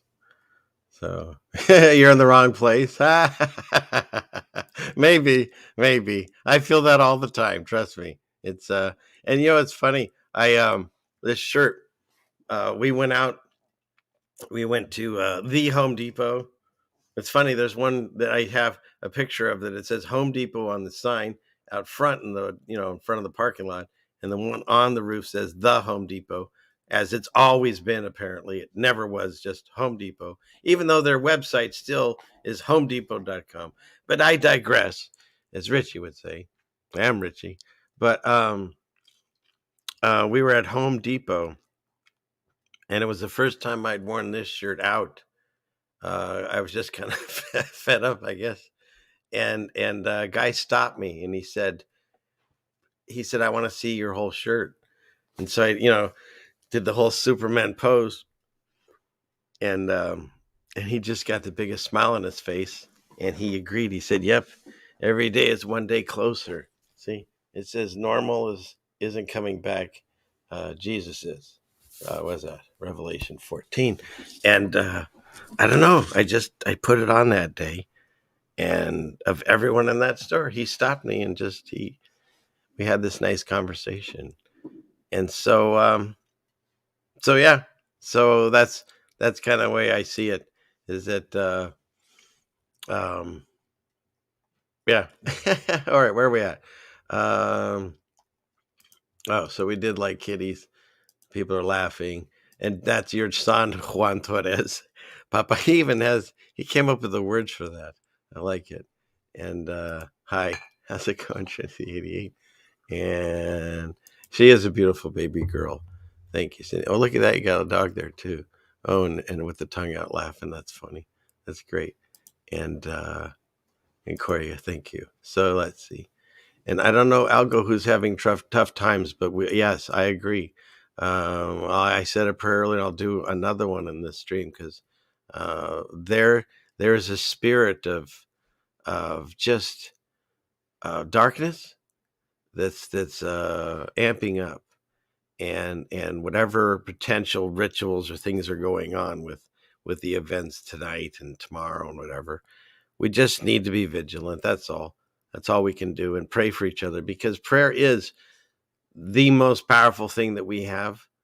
And they try to dismiss it and make us feel guilty for doing it, but don't. Make sure that you do when no one's around. And it doesn't have to be, you don't have to do a whole big ceremony. Just have thoughts in your head all day long. God lives in there. Just talk to him. So, all right, where are we at here? And so let's see. Kisses for Sarah. How old is Sarah now? Oh, is she not even a year? I think. Yeah, my wife will tell me. She's in the past. She'll tell me. She is perfection. Thank you, Grandpa Bear. And she's a little sweetie. Bless her heart. Yeah. Okay. So where are we at, Sarah? And yes, we have. Melanie. Oh yeah. Why would Melanie know? I guess Melanie knows how old Sarah is. I don't know why. At the Home Depot. So yeah. Okay. So where are we at? We got cats at the same time. Oh, that's right. She got a cat at the same time as us. So thanks. Yeah, I like it. All right. Okay. I'm way back in the comments. My God, this will take all night. There's so many talking. Thank you. Love and healing. And yeah, there's a feeling, but we're not supposed to fear anything but God. And what I find is, I'll tell you the things that are helping me. When you have something that it's hard to overcome, when you have something that's hard to overcome, that you don't see any way around it, those are the times that that prayer or that painting or poem you always see, where it's like, in my hardest time, I only saw one set of footprints instead of two, and it's because God was carrying you. And so I kind of use that interpretation in my mind, and I'll say, look, okay, this obstacle has been placed in front of me. It's obviously for a lesson. I mean, why else would it be there? It doesn't make any sense other than that. And so if I can't figure out how to solve this parable and this lesson in the correct way, and I see no way around it, and maybe it's crushing down on me, that's when the hardest thing you do is to have faith. And that's when they say, let go, let God. It's hard. It's so easy to say. It's a flippant saying. It's the hardest thing you'll ever do in your life. You think anything else you learned in life is hard? Letting go of a problem and having God solve it for you is the hardest thing you'll ever do. Especially, say that some people say Aries. I mean, we are the best sign, but some people say that we have this idea that we have to solve everything. I mean, we do, but there's a reason for it. We're smarter and understand it better. But you have to take that problem, that insurmountable problem that you can't figure out how to get through it or go around it, and you go and you say, God, I need you to take this one for me. Because he says, when you have something that you cannot, there's certain sins or whatever that some people they can't help themselves. Sin was sown into our hearts from days of Adam. If you watch my Adam and Eve, I'll go over that some more with Rose. But he said it was sown into us, like the wheats and the tares. When the wheats are there and then the enemy sows tares in there, and they can't cut them down because they'll lose everything. So they have to let them all grow together and cut it all down, and then it shakes themselves out. They separate themselves, or the wheat and the chaff, whatever. But it's the same idea, is that we're here, where are we at? Let me get back into this. Yeah, Aries is also the most humble. That is true. But you have to get to a mindset to where you say, I can't figure this one out. And you have to let God have it. And what's that? Uh-oh. The silent wife saying something. But maybe she's disagreeing with you, Gabby, but we know why, And so those are the moments that you have to give to God. And when you ask him to handle it, first of all, he does it in his timeline. It might not be the way you saw it was going to happen or in the time frame you wanted, but you can't give up. If Daniel had stopped praying, he probably would have still been dead or would have died in the prisons. But he kept praying until he was saved in there. There's some cool stories in there, by the way. But in any case, here's what he says. He says there's certain sins and stuff. And when you think about how the enemy works, if you have something that you cannot handle yourself and you've tried, and then you finally turn and you get on your knees or whatever, however you want to do it, and you say, God, I can't do this one. I need your help. Then that's the only, because what does God say on some of these sins? He says you have to flee from them. And so when I read that, I'm like, well, that doesn't make sense. So you just, every time a problem, something you can't handle, you run from it. But that's not what he means. Because you don't just flee from it. He's saying we can't handle it. See, Satan's job, or at least his idea of what his job is here, is to continually tempt us with whatever it is that tempts us. It's like I've described the monster of It in the book that I read. I saw some of the first movie, but the monster in It was whatever you were afraid of. You saw it as that. And so whatever it is that you sit on your knees or however you do it, and you say to God, oh, I'm doing this thing again. I can't take it. I need you to help me. Well, he's listening in on the extension. And so if he is the enemy, what's he going to do? He's going to, hey, call a meeting. Okay. Experiment number 6496821. I probably just did, probably did the Kess's numbers probably, but if you call that one, whatever number, and this guy's his biggest thing is drinking, so just hit him with that. He's going to me. It doesn't matter. Just keep hammering away. We'll get him. Mess up this thing in his life or that thing and throw drinks around him, or just make it sloppy so he'll just have to unavoid it and see what happens. And this one can't get off of Pringles. They'll do gluttony. We got them there. We're good. And you know what I mean? Whatever it is, that's the thing that you, as the audience member listening to this, can't handle, that's where you're going to get hit. I mean, it's not rocket science, but there isn't any, at least in the terms they say. I'm sure there's rocket science for missiles, but not for spacecrafts to moon. And so that's where the enemy is going to strike. So that's what I say.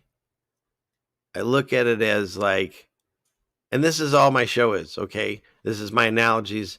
I dumb it down so I can understand it. And there's people in here that, appreciate it. So let's say you live in a house, and I actually think I read this somewhere, but let's say you live in a house and a bad guy comes to the door and is pounding on the door. And let's say you were throwing a rager, okay? And no, that's stupid. Let's say you had a roommate and it was Jesus. That's much smarter. Just go with me. You know what show you got here when you got here? So let's say you had a roommate that was Jesus, but you renting a room. Maybe you let him have it. I mean, the guy had been through a lot. So you own the house, and the devil comes knocking at the door, and you're like, you look through the window because you think maybe it's the cops, but it wasn't. It's the devil. It's actually worse. It's like a Twilight Zone episode. And so you look back and you go, excuse me, Jesus? And he's like, yeah. He's like, the devil's at the door. And he goes, I know, I'm Jesus. I know what you're going to ask me. Go ahead. He's like, well, can you get it? And he's like, it's not my house. I can't answer your door. I'm just a guest. So then you go, okay, I'll tell you what. Here's the house. Here's the keys. I'll sign you over the deed and the lease or whatever I owe on it. And it's your house. You let me live in that room over there. It's your house. And he's like, really? So I said, yeah. Now you answer the door? He said, of course I'll answer the door. It's my house. And so he goes and gets the door. And he kicks his ass back to wherever he goes, the abyss. So this ridiculous story that I'm making up in my head right now is what I do in my head. And I say, okay, I see what's coming at me. I know what temptations or whatever it is, whatever wickedness is falling towards me. And that's when I go, hey, remember when I gave you my house and everything in my heart? Gave it to you? Like, could you get this one for me? Because I don't know how to deal with this one. And since I've been doing that, it's been working beautiful. So that's a lot to take in, including the little story. Maybe I'll write a children's book one day. No. But I am. We're on a mission from God. Or so they say. So yeah. All right. Let's see. All that came from Sarah. I was actually reading the chat. Somebody threw me off there, but thank you. And how could you forget to hit the like button? Oh, geez. I see when I put them on the screen, I have to say them. Apologize in advance. Iraq Samaj. I'll try that. Rock Samaj. I hope I didn't butcher that, but thank you. But yes, please hit the like button, smash the like button, like, share, and subscribe. All those things are nice. Thank you. So, oh, you liked it. Okay. All right. I can maybe redo it and shorten it down. I don't know. But thank you for that. That's sweet. Okay. What do we have here? Well, that's also nice of you too. I just try to break it down how I hear it in my head. And Mesa, thank you for muffing the button. So yes. And I don't know what's happening, Krista M., but you're on my prayers list too. Please, anybody that's struggling right now. There's a lot going on as we head into March Madness. So just remember that. But yeah. So, hi, Cassandra. Hi, Colleen. I said it right? Oh, what do I have for that? I don't even have anything. Darn, but thank you. Thought I had something. There we go. Boom, baby. So, even if I didn't, that's very kind of you to pretend I did. So, thank you. You're learning too. I learn as I go. So, yeah. And, all right. And I think that's everybody. Okay. Let's see. Let's go back into this. Clickety click. Hope you're all still having fun. I'm having fun. You lift me up. Oh, here we are. Okay. Let's see. I'm really done with the whole this. I can't take it.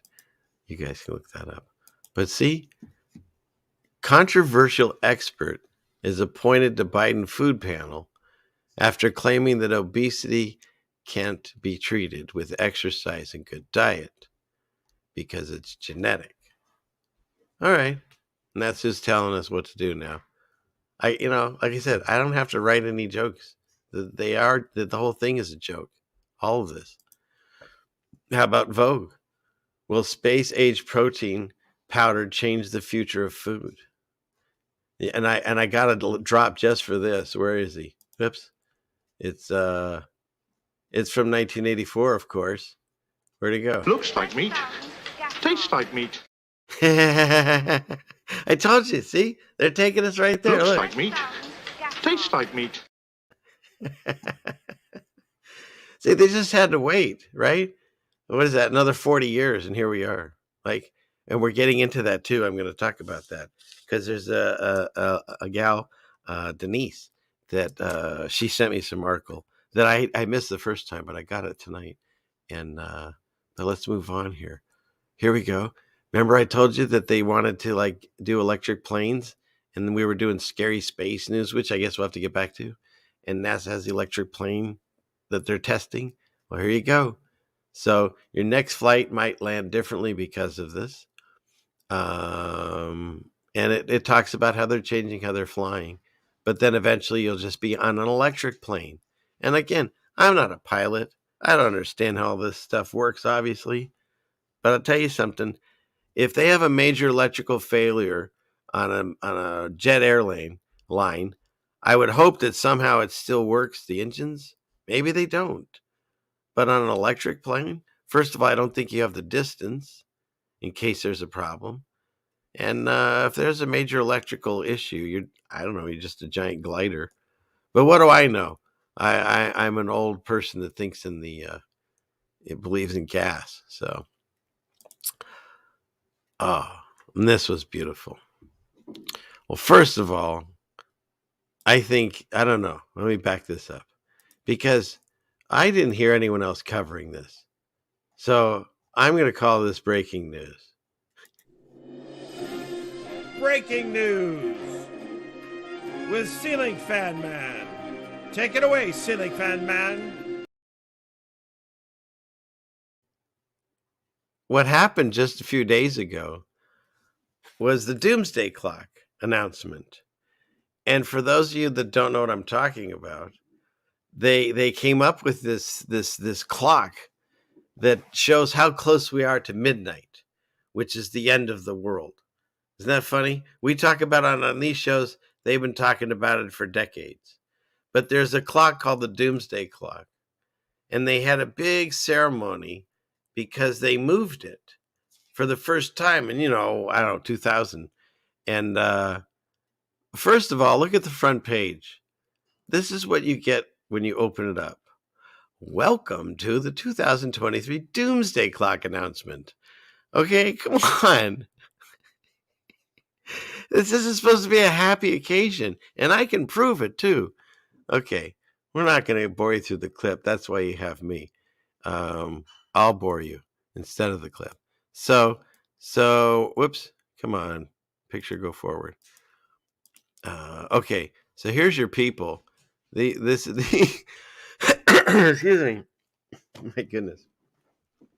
So these are the people that are in charge of deciding this fictitious clock that this organization decided we should all see. That's all it is. It has nothing to do with anything other than these people got together, and decided to find, okay, they're not scared enough. We've scared them with the food, shootings, everything, but there's still, some of them aren't scared. Make a clock. What? Just call it the Doomsday Clock. I like where you're going with this. Then what?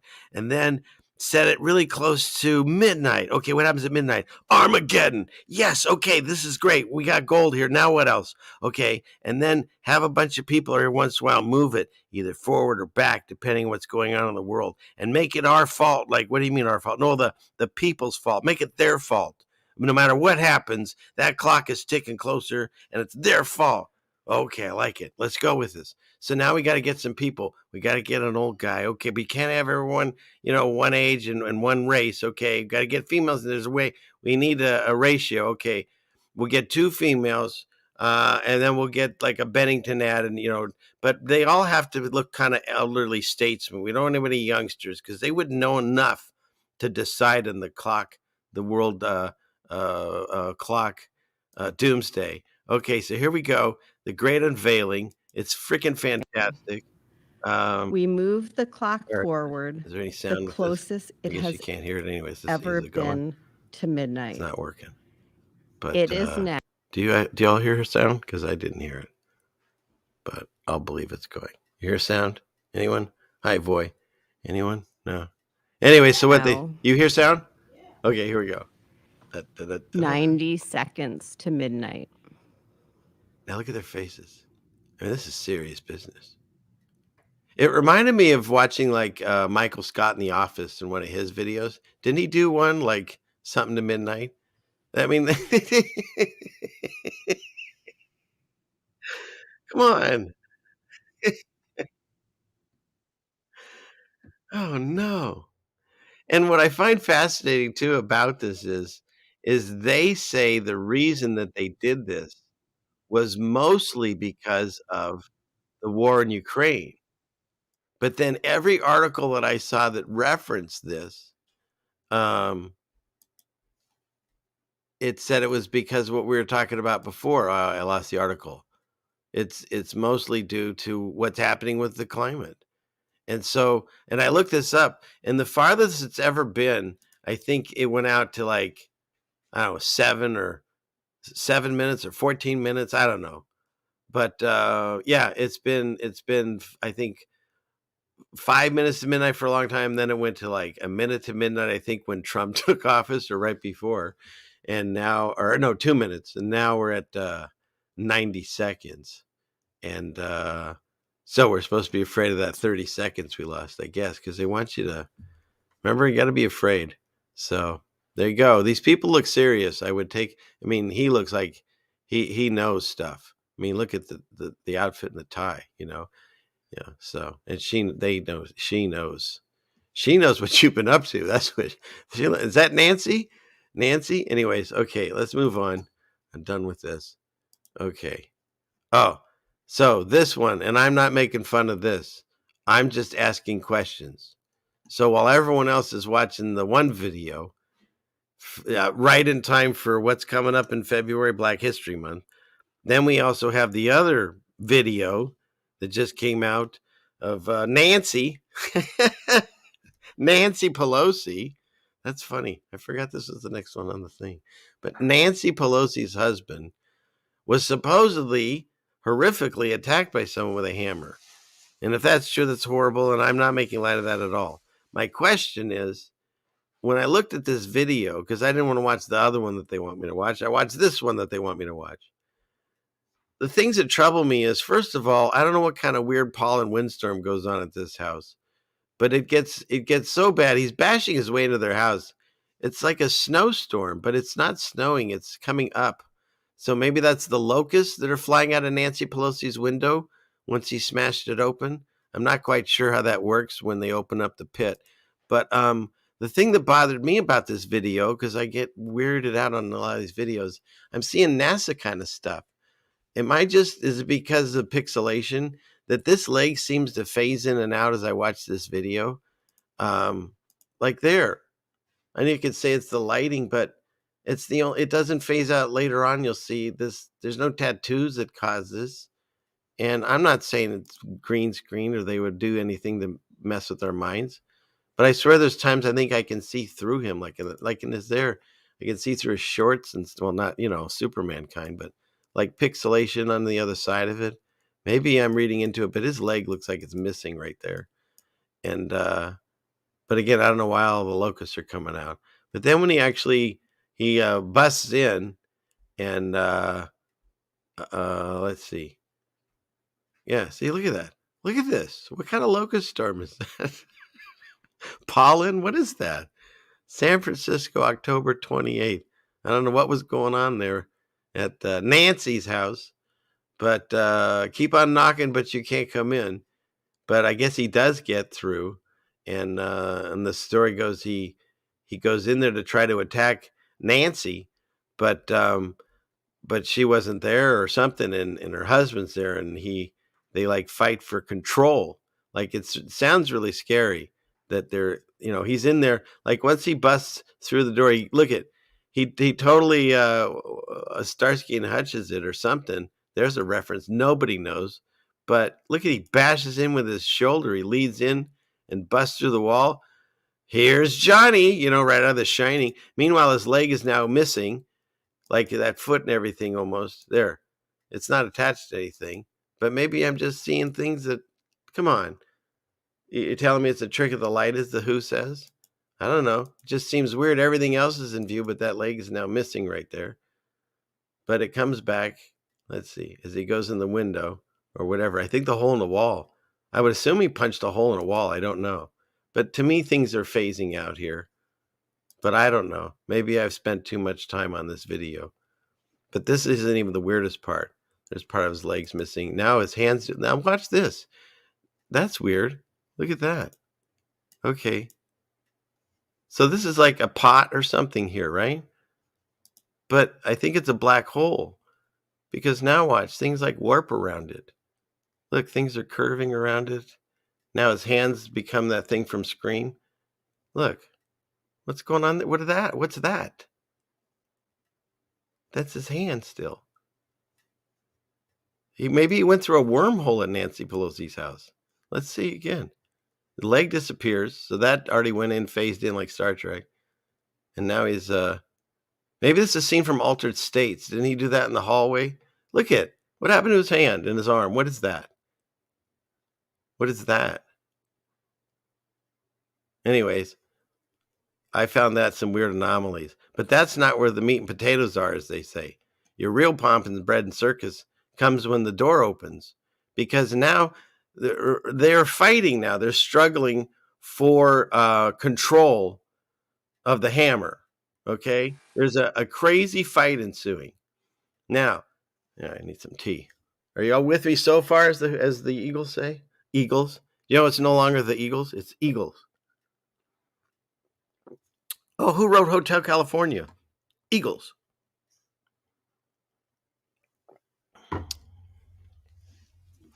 So, yeah, so check this out.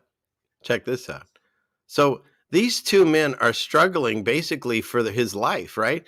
This is the attacker, and this is the guy that's being attacked by the guy that literally, I think, broke a hole in a wall and Kool-Aid it in, right through the wall.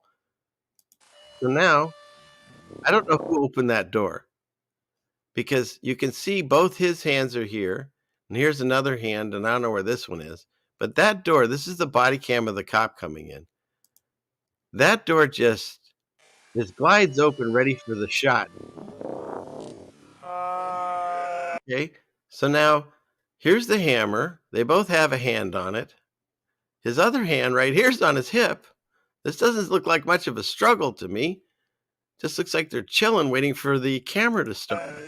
Camera, and ready, get the lights. We need to get the shot. He's actually smiling at one point. And then when the cop says, like, what's going on, then he does some kind of karate thing that they train for, where he grabs his arm, gets in place. Like, what is that?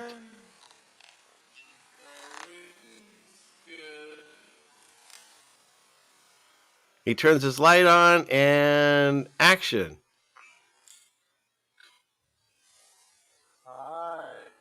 Look at, they're smiling.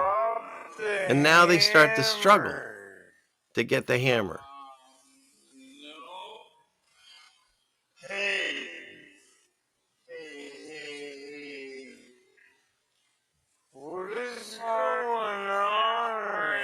And at this point is when I guess he gets it, and then what happens, I'm not even going to show it, but they actually go off camera.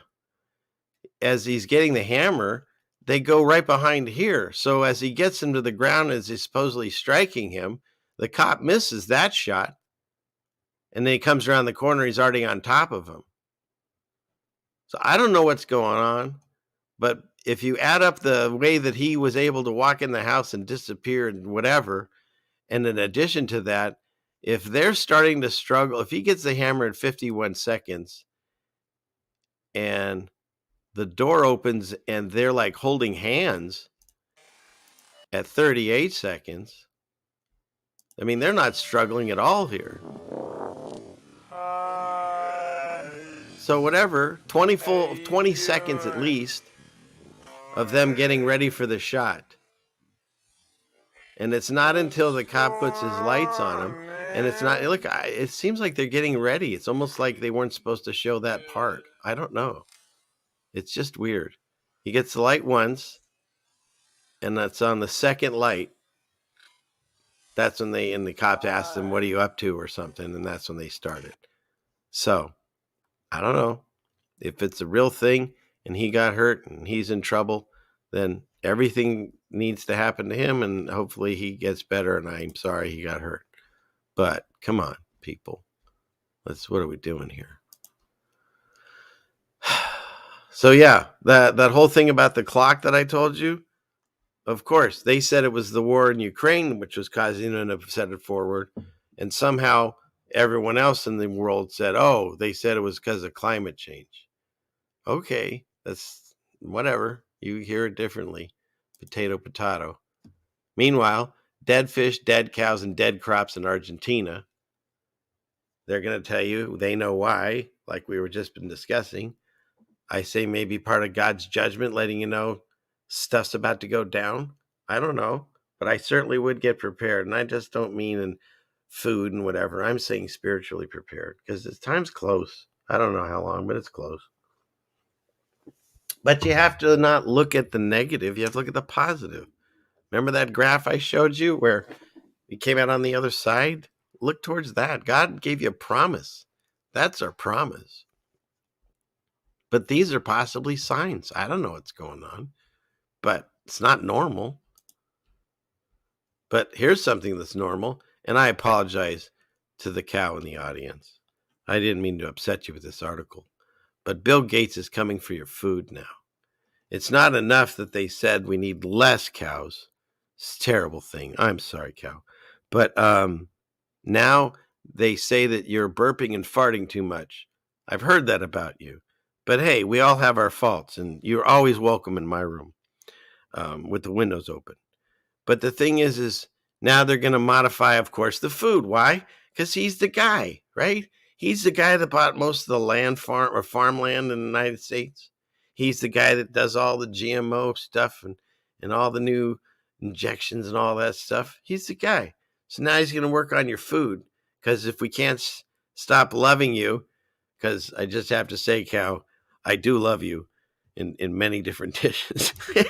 No, but if we can't stop eating meat, then he's going to alter the food that you eat until we, I guess, don't eat you either, or we're already, everything's genetically modified into, I don't even know. I don't know what universe that they want us to live in, but yeah, that's what they want. So he's invested in 100 climate tech startups, and I'm not telling you anything about anything. There's my thing. Is it this one here? I'm not giving any advice on anything. I'm just saying anybody that deals in this stuff, you could make money, you could lose a lot. We'll cover that too if we ever get to that. But yeah, that's our guy. And so I don't even care, whatever the company's, but that's what he wants to do. So what's next? Oh, and did you know it's racist? Because we have to combine everything. We have to make all our fears together, right? All the fears have to come together. It's fantastic. The world I now live in, the Bible, God says it more than anything, have no fear in anything other than the fear of God. That's where the knowledge starts. But the world that everyone else, or at least they want you to live in, that's all it is. Everything's going to kill you. Your food's going to kill you, right? I did a story, it was radishes. Before that, it was when everyone liked kale, then kale. If you like Chipotle, all of a sudden Chipotle was going to kill you. I mean, it's whatever people were into, that's what's going to kill you. How come they ever talk about what's in toilet paper? Oh, we don't want to do that. We need you to buy that during the apocalypse. What's next? Oh, this was cool. My wife likes to troll people, not troll, but she likes to enlighten people because I call us, we're mirrors. That's what we are. And she throws little informations out there. And someone sent her to this site. There's this new site called Checkology. And basically they set up a system that like you can get only your information only from them, from real world experts. And so because the internet is scary and full of misinformation, you register to these people and whoever they want you to listen to or whatever they want you to read or hear, like the regular mainstream news. But now you get it just from these people. and they tell you why their news is better. But isn't that interesting? So now when people go, I wonder about what that article that person said. Let me go to Checkology, and then they'll get Checkology's version. It's kind of like if what was that one website everyone went to, Snopes? It's like if Snopes morphed into a new thing. There it is. So and every generation, they try to make you afraid of the same freaking things. They wanted us to be afraid of nuclear weapons when I was going through high school and stuff. Sting was singing songs. I hope the Russians love their children too. And Rocky's over there kicking ass over there fighting the Russians. We're always Russia, Russia, Russia. And our parents, they're same thing. They used to tell them to hide under a desk. And then we giggled and laughed and said they were so stupid. Meanwhile, this is the year 2023, or so they say. And if a nuclear weapon's about to explode, here are 7 things you can do. Now, I would hope I didn't read this list because I think it's ridiculous. First of all, I need to go over a whole thing. I did it once before about nuclear weapons and what I think of them. I think it's another scare tactic, whatever it is that they can do with those things. But regardless, whatever it is, the crappy Indiana Jones movie, the last one, you can't say that anymore. The guy's 80 and he's doing another one. He's 80 and he's doing another Indiana Jones. They said that the only thing true about those movies is the fact that he's a college professor and he won't quit his job. And he's 80. Where's my guy? Give her that banner. Just hold that joke in your head like the rim shot guy came right after it, okay? And he still holds his job.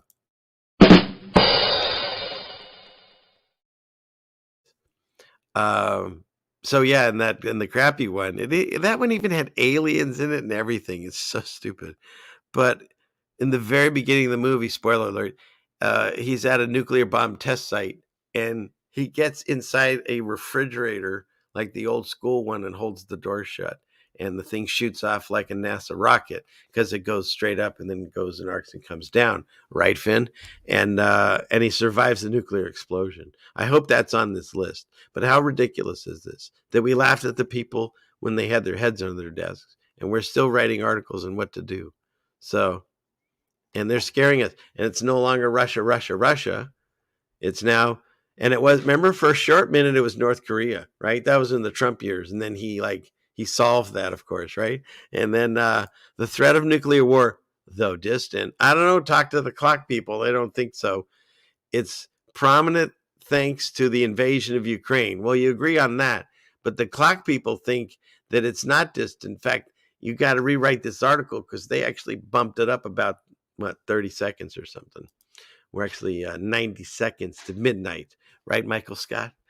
Nuclear weapons are deadly, but their worst effects are confined to a limited zone. Okay, again, rewriting things. We were told that the Nagasaki, Hiroshima, when they bombed those things, God, it was horrific. Whatever they did to those cities, they just caused destruction. But supposedly, when I was growing up, that the radiation of those sites, nothing could live there. No one lived there. And the same thing with Chernobyl. No one lived there. But for the nuclear reactor thing or whatever. And then when you look at history now, there were trains and things going on in those towns after the bombings. There were people living there. There were people living, or plants and animals and stuff still living to this day in Chernobyl and stuff. So I don't understand exactly how they keep changing radiation and how long it lasts. We were told things would be soaked into the ground for millions, whatever. And now that's all changing too. Now radiation is just a short period and all that. Here's the one thing I do know. I'm very glad that the government went in and looked these things up after the war and the bombings. And they made sure everyone was fully boosted on all of the toxins that they were afraid was flying around. And so they boosted a lot of people in those cities. And think how many more might have died, because shortly after that, all the radiation poisoning was affecting those communities. So, look into that sometime. Some interesting stories about those times. Because, when you look at when you see the pictures, it all came out of one news source. They only, I think Rose, if she's in here, Crow did a whole thing on it, that there was only one news source that got all the information for the world on some of these events. And yet now we find that there was people living and things moving and stuff after this explosion. So now we're changing it again. And so there's ways that you can live around it because it's not as bad. Again, I'm not even going to go into it because I don't care. It's just more fear porn. It's just more things to make people go. Now, a whole bunch of people are spending a lot of time thinking about how they're surviving a nuclear war. They've made every generation do this. And I'm just here to say, stop. Let's say, for a quick moment, I'll live back in the movie War Games. I loved it. One of my favorite handlers, Matthew Broderick. He was amazing. That's why he was so good at what he did. The only thing he's not good at, drinking and driving. Look it up. He went over to England. He drunk drove. He crashed into a woman and her mother and killed them both and paid off the family and then came back over to America. And no one talks about it. I still love him in Ferris Bueller. But I'm just saying, these people, they're not what you think on a screen. Just because you enjoyed a character, that was a part they played. And all these actors, they play their parts too. You know, there's here, let me bring this up. Click. And I know it's 8, but hey, you guys, where else you got to go? We'll keep going. I'll keep going. I got more to talk about. Where are you? Here. I got nowhere else to go! I got nowhere else to go!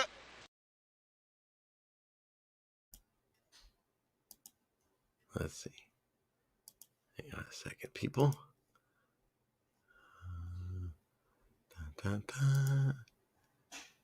Where is it?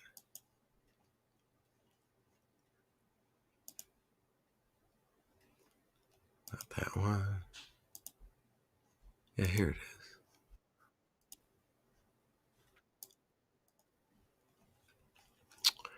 Clickety click. Get rid of that. Get rid of that. And okay, it's that one. So actors, because like I had a stream that I played a clip where Trump he was in a wrestling ring. You can still find it, I think, and he does a whole body slam and stuff and all that, and because he's an actor, they're all actors. They all admit it, right? He was in Home Alone too, and they're all actors. And now you got the guy over in Ukraine that's the acting president. And where is this?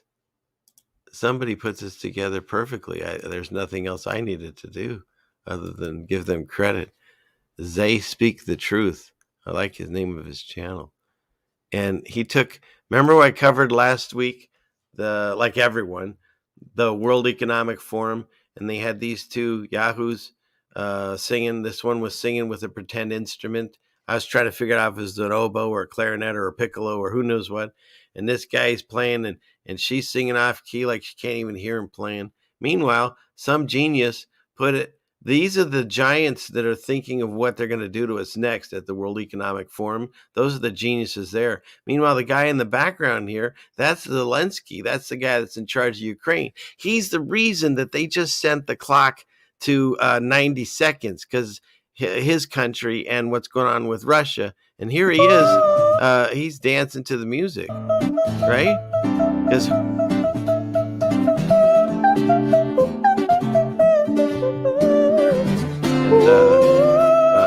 yeah, kudos. That's all I'm going to make you watch.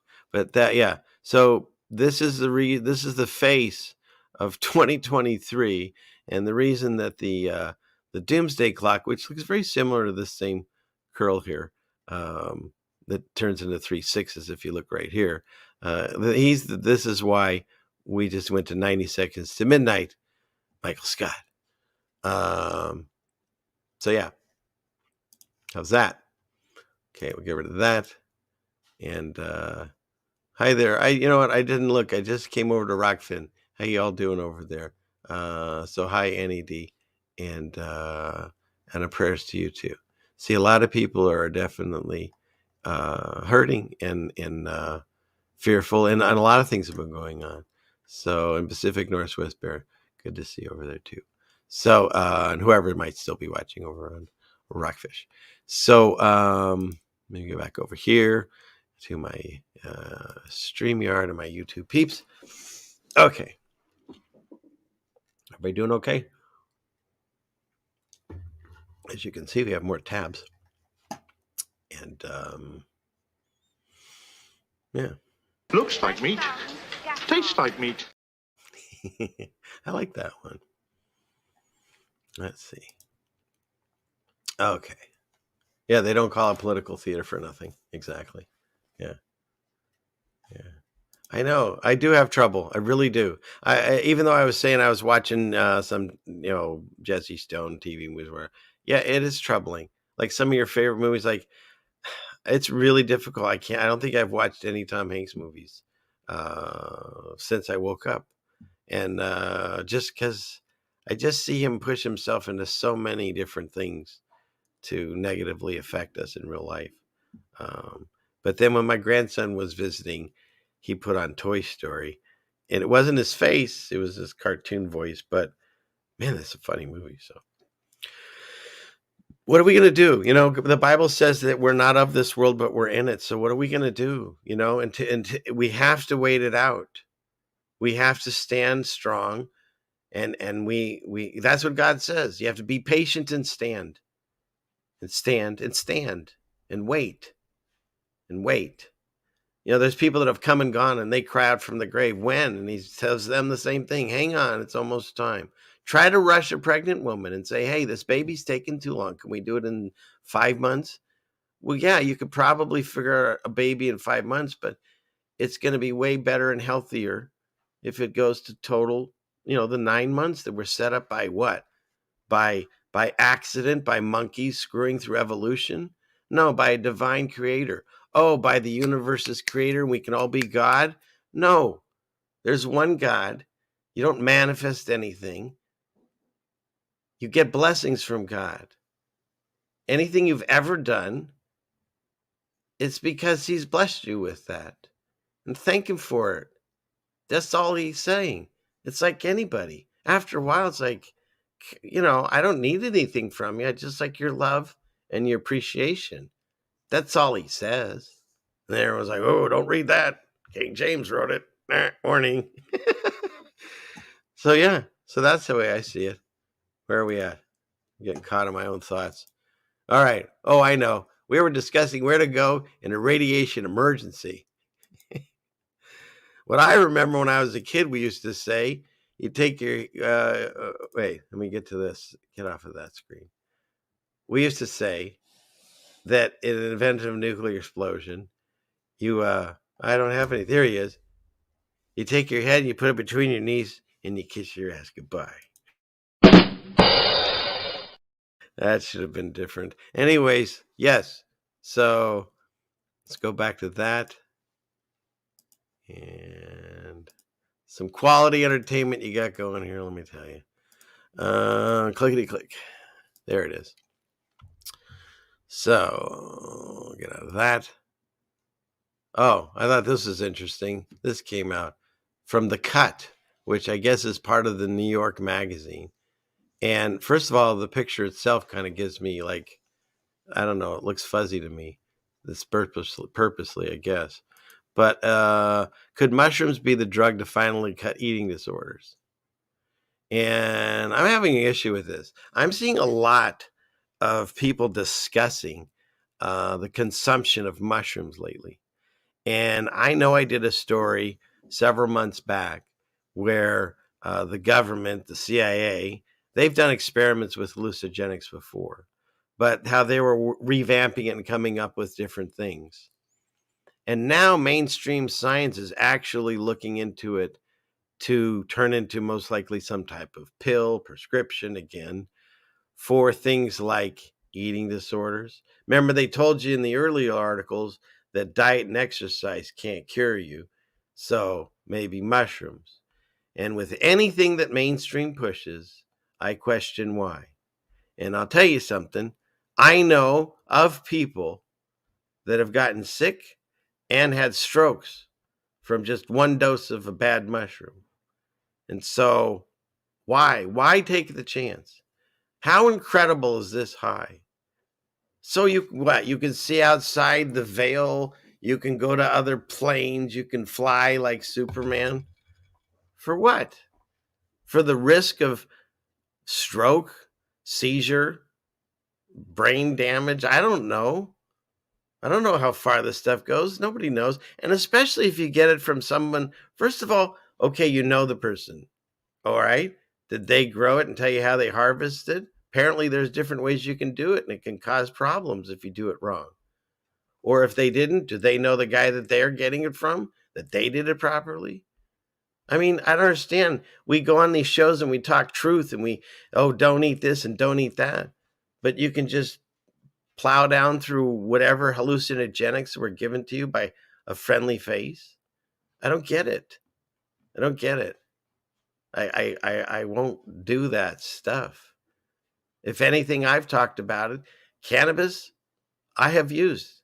I won't say that I don't use that. I'm not addicted to it. It's not the first thing I have to deal with or think about or where's my next thing. No.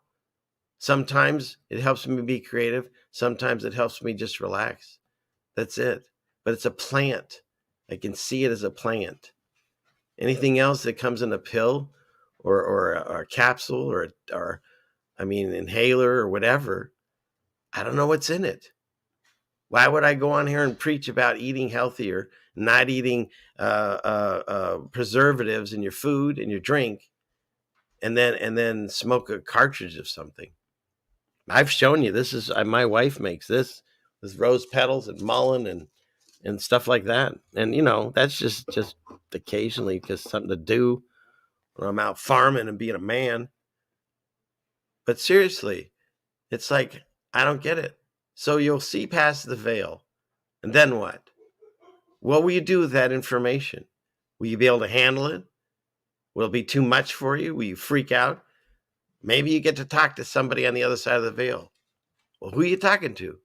Because God didn't tell you to do that. I guarantee it. He says not to do these things in Oracle and all that stuff. He says not to. Not because he says it doesn't work, because he says it does work and you don't know what you're doing. What if you're talking to Loki or worse?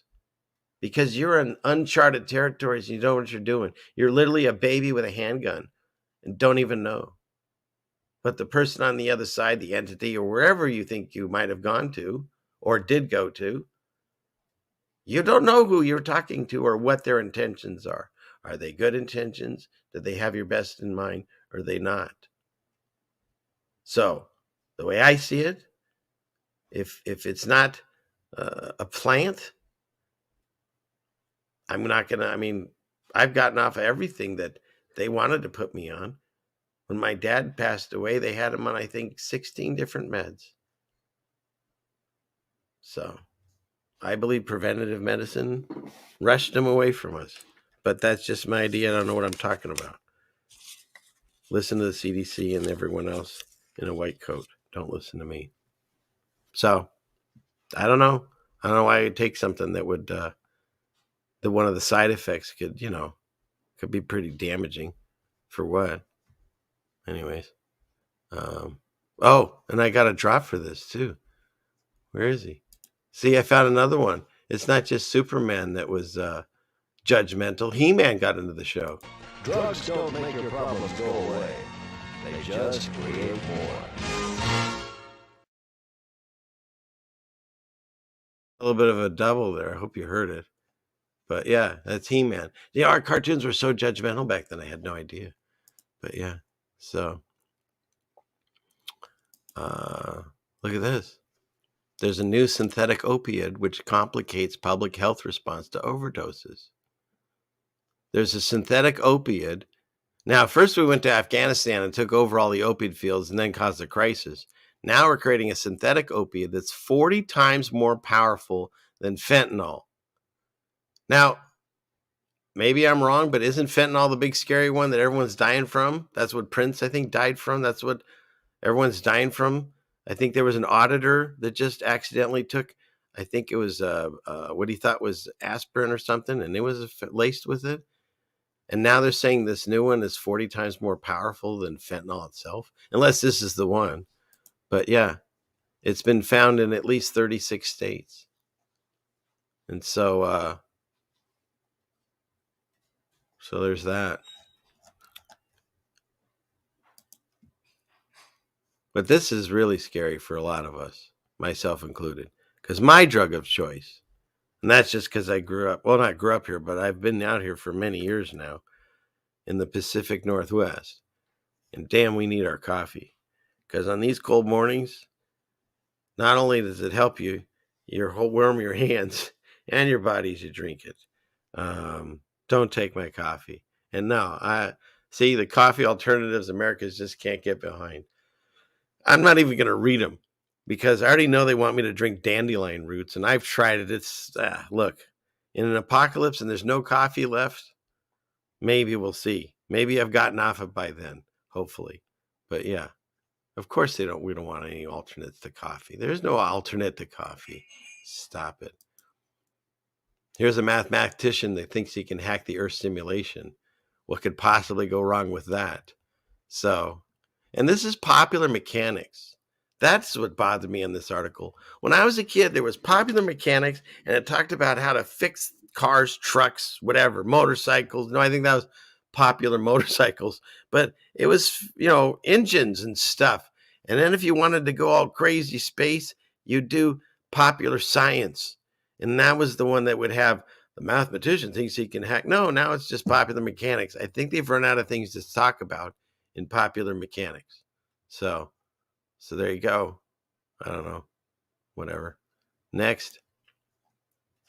Oh, and all the people that are saying that they want that we shouldn't have guns because guns kill people. This was Justin Trudeau leaving a restaurant surrounded by guns. It's such a joke that people just accept this as normal. So, they can have personal security with guns. They just don't want you to have any guns. So, not that you're going to solve the world's problems with guns, but a lot of bad things happen when you take away their guns. A lot of people did not see that coming either.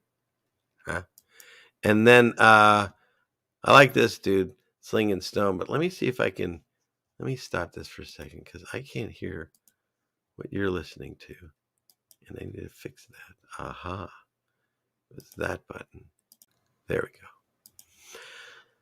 Clickety click. Go up here. Share this, share that. Clickety click here. There we go. Yeah, this London is. This is Sling and Stone. And I've talked about it, and you've heard it, I'm sure, on Jen and Shampoo and Steve and their channels. But there's three places, three main ones anyways, that have a monolith. It's also a representation of Osiris's penis, supposedly. And they're also their own separate countries. And that's Washington, D.C. They're sovereign from the rest of the country. There's London. They have one in their, money district, of course, and they have a sovereign area. And then also in Vatican City and Rome, they are actually a separate entity, and they all have this. And he does these great little shorts if you go over to his channel, Sling and Stone. So here. The World Financial Center, Vatican City is for world religion, and Washington, D.C. is for the military. You can also see each entity has an Egyptian obelisk within their centers. This actually is the sexual organ of the false Egyptian god Osiris. In Washington, D.C. and Vatican City, they also have a dome close by which represents the pregnant stomach of Isis, another Egyptian false god. When ceremonies are done at the Capitol building or Vatican City, the occultists who have worked their way into the systems believe that they are calling forth Apollo to be resurrected. That's why the presidential inauguration and announcing of the new pope are done by these two structures. It's to enact a type of ritual in which their goal is to have Apollo birthed through the obelisk and pregnant stomach dome. The occultist in control are hoping to fulfill Revelation 9:11, which states, "And they had as king over them the angel of the bottomless pit, whose name in Hebrew is Abaddon, but in Greek he has the name Apollyon, or Apollo." So there you go. That's why I decided just play it. He puts together things that we've talked about, but he does it in a very succinct, small video. So if you're looking for things like that or to share things, check that one out. So what's next? It's Sling and Stone. Okay. This one I found interesting. I was going to send this to you, Jen. I forgot. I'll try to remember. It's one of those things that was, hey, if you watch these things, maybe you like this thing. Anyways, it was called the top 15 forbidden places you're not allowed to visit. And most of it was, not worth it for me. But this was interesting because, where is it? United States. He talks about this island, kill this, called Morgan Island. And I believe it's an island right off of South Carolina. And it was purchased by the government, runs it. And they call it Monkey Island. And it's because all the monkeys that they've experimented on with all the different like diseases and AIDS and whatever they do with rhesus monkeys, they throw them all here. And in fact, you're not allowed to go anywhere near it. And they have like these things like if you're on a boat, you have to like one guy goes off and gets detoxed and stuff. And yeah, it's pretty fascinating. So basically all the lab rhesus monkeys with every disease is just left here to see what happens. I mean, what could possibly go wrong, right? Jurassic Park. Nah, sure, why not? Let's just see what happens. If you believe in all those things, that's what this is. Morgan Island in the United States. And it's right by South Carolina, I think. So anyways, that was interesting. Everything in this John Talks was interesting to me. I like his music too, but okay, we're not even going to discuss that one. But this one, now we've talked about it before. I have on this show about how they wanted us to all eat bugs soon, right? You will eat the bugs and be happy. And now they're just going to slowly tell you that they've been doing it all along. And eventually it'll just be part of, like when you look at I used to think they were called nutritional facts, but now they're just nutrition facts. Heard that from Ray. And they'll just have like certain amount of bugs allowed, I would assume. Because, yeah, they're saying they're used in bread, beer, and other items intended for the general use courtesy. So, yeah, why not? And what's next? This one. And the thing about this is there's actually, I forget the name of it, but there's an illness for people that don't like dots in things. And apparently this was causing a lot of issues with that. And here's from my more cow news. We talked about that, right, cow? Moo. And where'd it go? That's a good picture. This. I mean, are we believing this? You really think this happened? I don't know. All I've ever seen, I mean, I didn't deep dive into this, but I've just seen this picture in this article. But just the fact that that's out there and that's news, like my wife said, like who's writing news? This one's cool because Newsom's lost his mind faster than ours over here in Washington. So now they're going to tax people even if you leave California. Like you're never clear. We're coming for you no matter where. You can't run from California, says Gavin Newsom. My wife just brought me some coffee. Thank you, hon. Okay, this is the main thing. It's like you can make fun of, poke fun at, do whatever you want when it comes to Jesus or Christianity or anybody that talks about God. But you can't, that's it. That's the only one you can make fun of. So here we have, not that I even care about this movie or play or whatever. I mean, they had good songs, I guess. I remember them from growing up. But now whatever. It's just mockery of the things that are going on. Where is it? Yeah. I think Melanie sent me this one too. Let's see. What does he say here? We f***ed up. I like that guy. John talks. All right. And this one I came across, and it's exactly what it says here. Whoa. It's exactly what it says here. Is this gal decided to do a stance, and she's in front of an abortion clinic. She wasn't bothering anyone. She was silently praying. They knew who she was. They knew she was a pro-life activist. But on this particular day, all she did was just stood there at the front door and pray to herself. And the cops come over and they take her away and they arrest her. And it was pretty wild because, like, at the same time I was looking at this article, I was telling you this, one of my fans named Denise sent me an article about the thought police. And I remember we covered an article, was it last week or the week before, that there's a company in China that they're monitoring their brain waves so that way they can efficiently do their jobs better. And if somebody, let's say I think they might have been bus drivers or something, and then they can monitor their brainwave activities and see how they're doing. And, again, all these things are put in there to make us think, oh, we're going to, the New World Order and dystopian and all that, 1984 and all that. They've been doing it since I was in high school or before. It's all just more fear. God even says they're not going to be able to do everything they want to do, but they're going to scare you with it for the next 2 decades, or I don't know how long we have. But as long as you're breathing, they're going to come up with new ways to scare you. But this actively happened, apparently. And if that is happening, now we're at that stage where mind crimes, right? 1984. And so that happened. And then at the same time, those two things I was looking into, this one came out.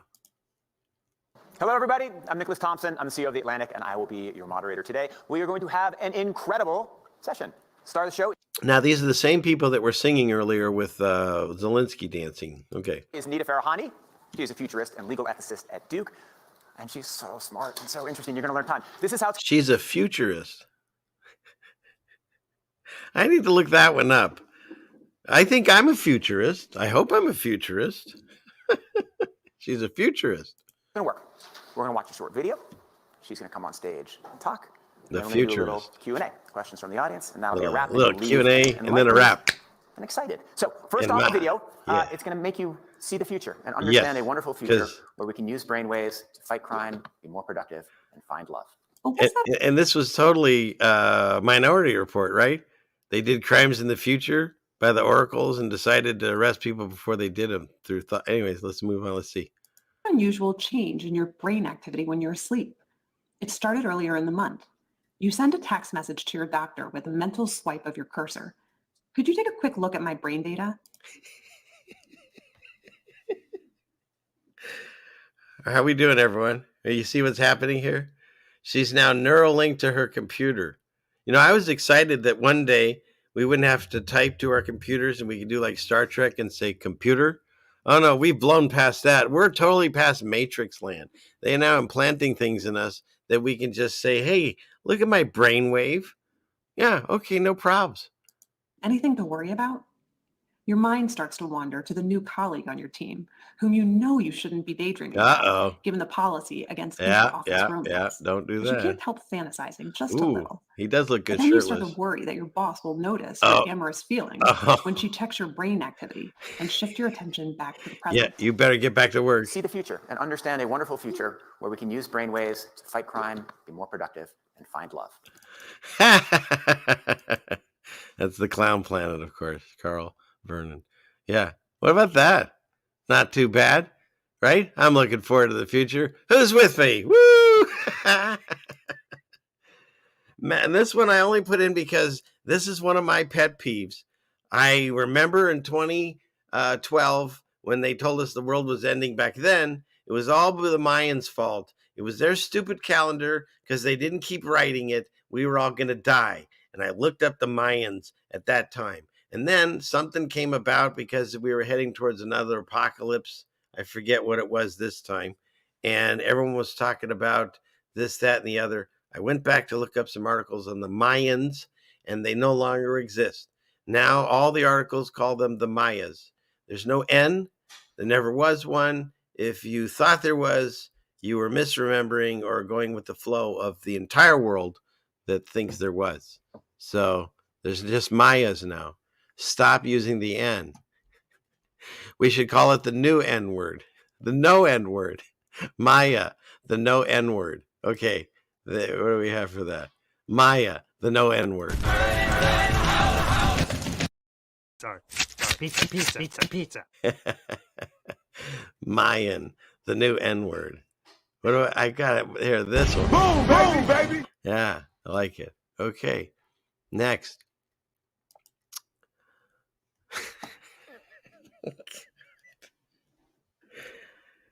And I pull these articles for myself, but when I get to them, I just can't even do it. Oh, hey, I see Ryan's in there. Flat Chord Music. Good to see you, man. Love you.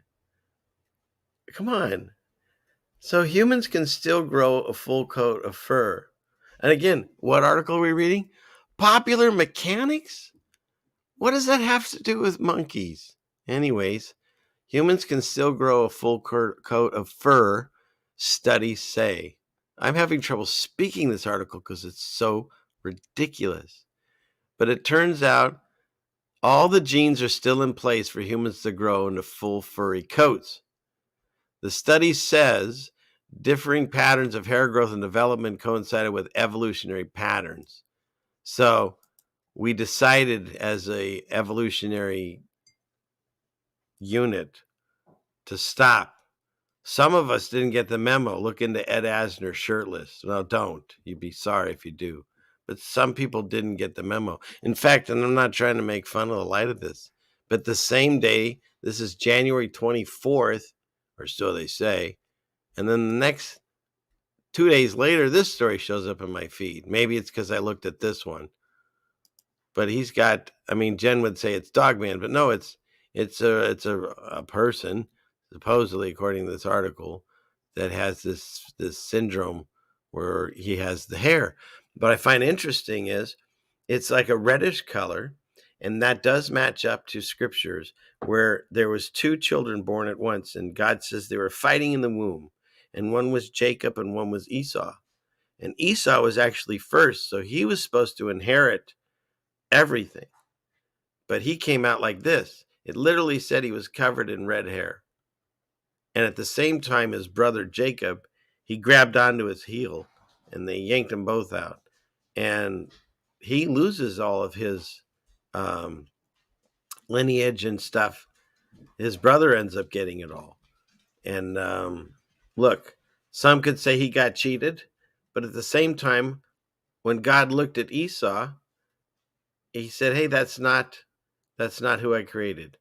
When I made the promise, and I'll go over that, the promise he made, it wasn't to Jesus or to David or to Abraham or to Moses.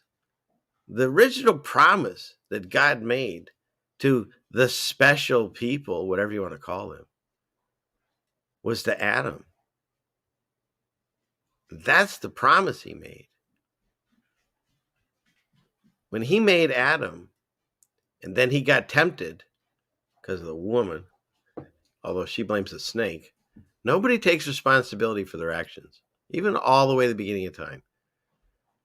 And so when he fell, he was heartbroken. Of course, we all are. Nobody wants to be waking up and see what the world we actually live in.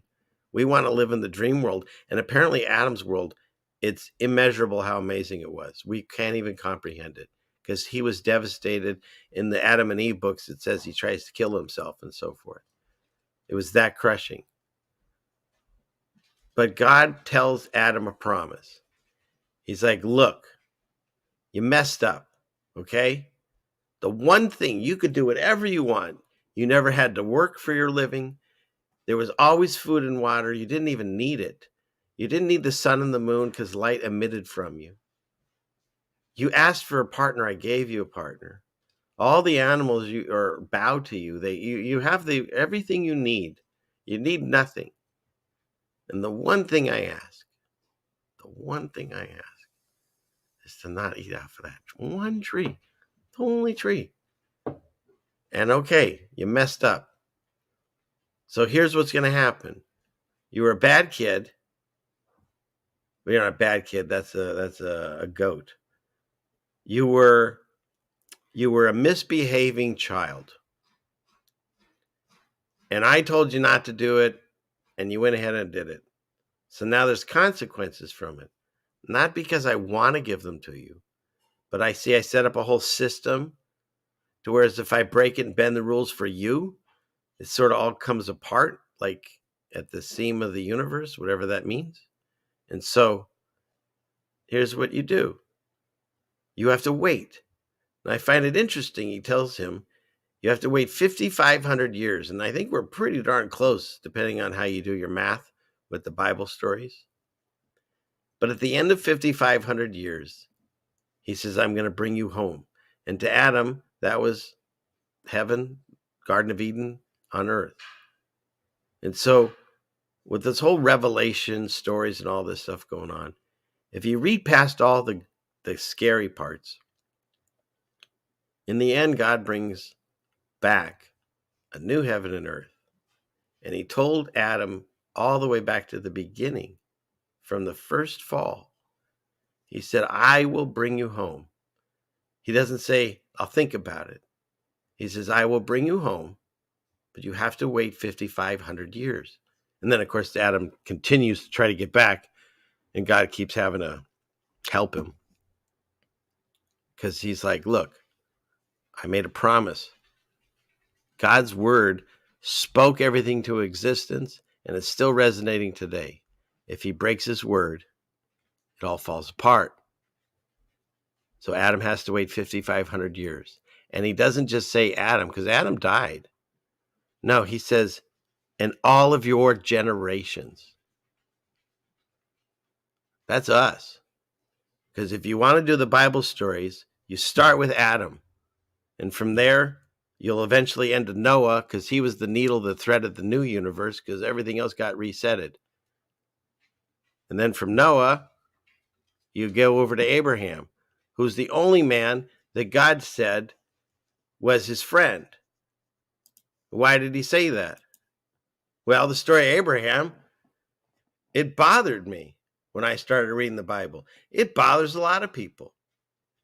But the thing is when you read the Bible and when you listen to how Jesus talked, it's very difficult to understand. Jesus talks in parables. So does God. Why? Because the information is out there. You just have to let it in. Right, Suitcase? Those that have eyes to see and ears to hear. See, God said it better, but I like Suitcase's version. And so, by talking in parables, you have to figure this out and, understand it yourself. And I threw myself with the suitcase conversation.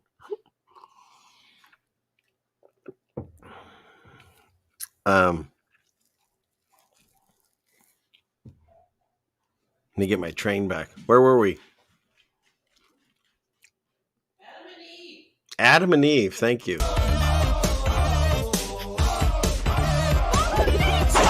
Hammer time. Go with the flow.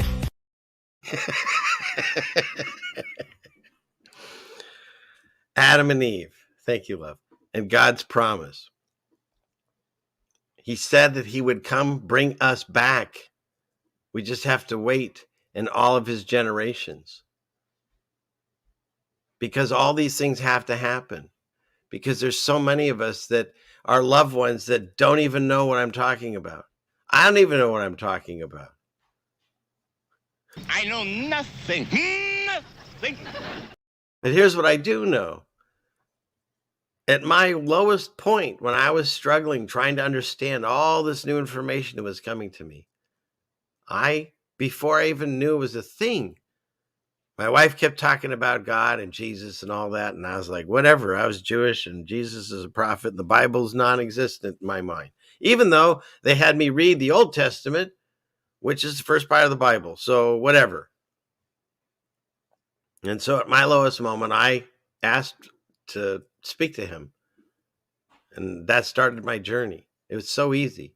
And there's a scripture about it. It says, he's knocked at the door and he's just waiting for you to open it. Let him in and he'll eat dinner with you. I mean, he says it way cooler. I think he says he sups with you.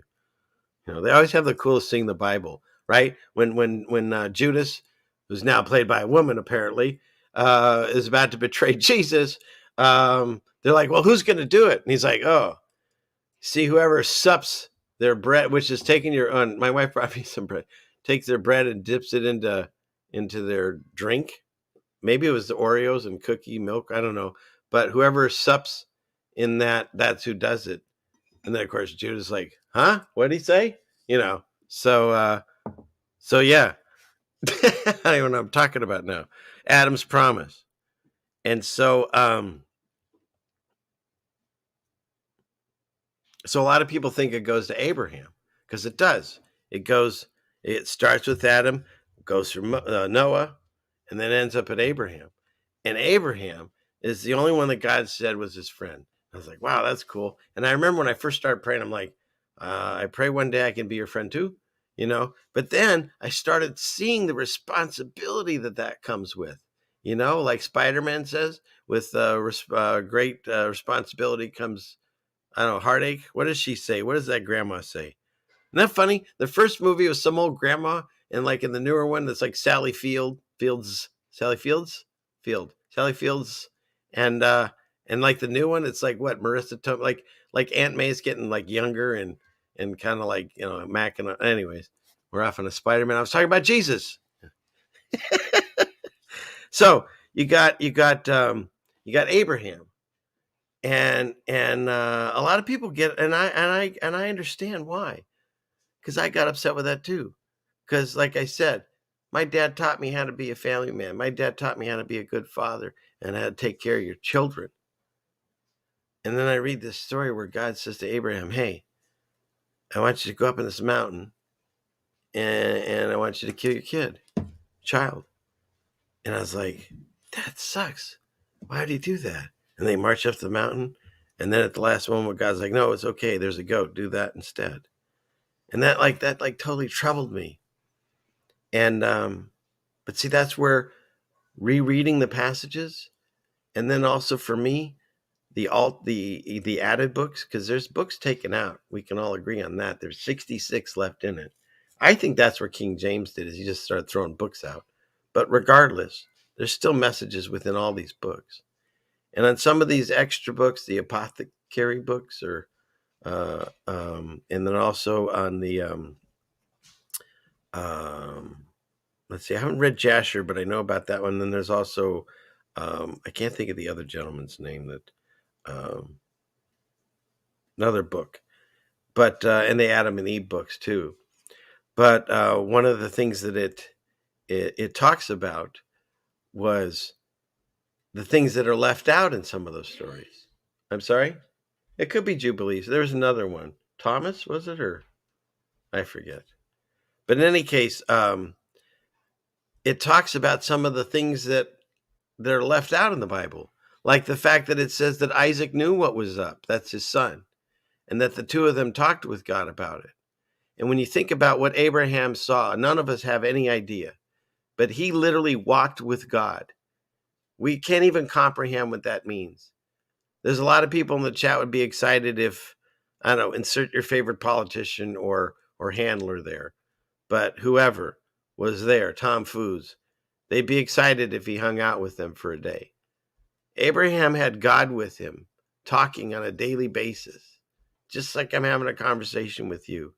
So the things that happened with Abraham, miracles, who knows?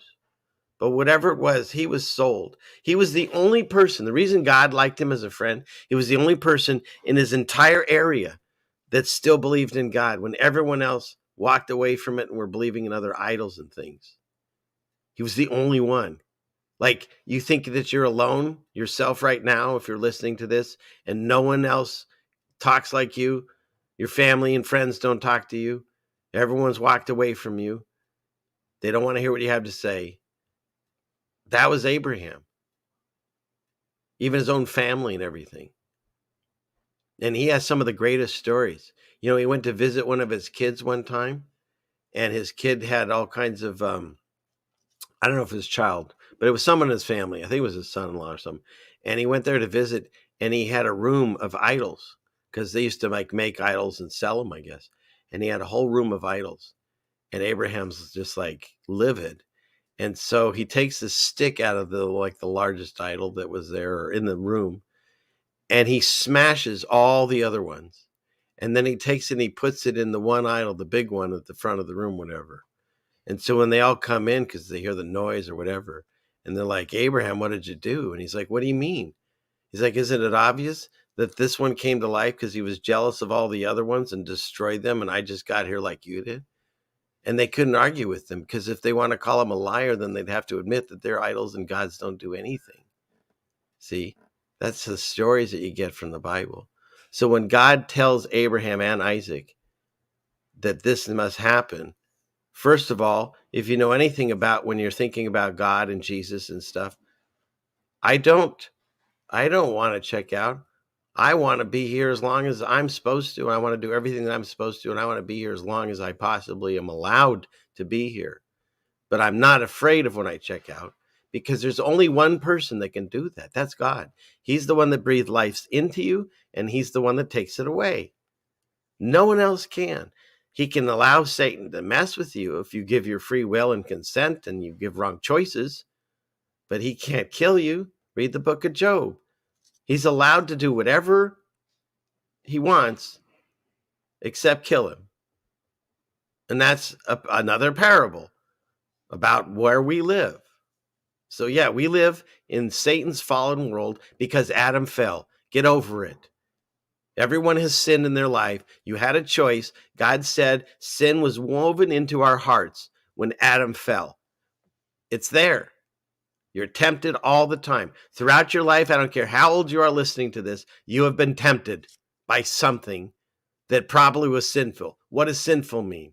To me, sinful means whatever you did potentially or did cause harm to others around you in some way. To me, that's sinful. And so what does God say? Love yourself, because the world says, no, you got to hate yourself. You got to change this look. You got to poke this hole. You got to do this. Make yourself look better. Inject here, inject that. No. You have to love yourself because you're made in God's image. He doesn't want you to hate yourself. You have to know God exists. You have to love God. I think that one comes first. And then you have to love your neighbor as yourself. You do those three things, you're practicing the works of Jesus in the Bible, even if you don't want to read it. You don't have to read it. That's why I'm here. I'm here to dumb it down for you so you don't have to read it. But he gives a promise to Abraham. Why? Because that man would do anything for him. He says your ancestors will be as the number of the stars in the sky.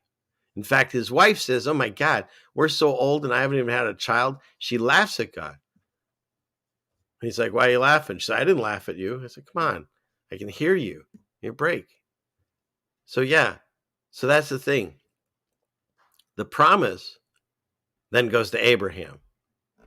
And then it goes to, remember I told you, the whole reason we started talking about this, oops, go here, clickety click, and go here, click, here. It's because of this, because from Abraham begets, sound like the Bible, Isaac, no, not Isaac, I'm sorry. Jacob and Esau. And Esau came out first, covered in red hair. And Jacob came out second, but he ends up getting everything. Esau gets some land, and it turns out they have a good friendship. Spoiler alert. It's a fun story to read, because when Jacob takes everything, when the next time he sees Esau, I think he's going to kill him because he's a crazy good hunter.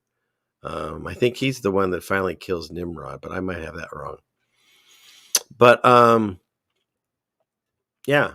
And so the promise of Adam continued all the way through Abraham, and he got Esau and then Jacob.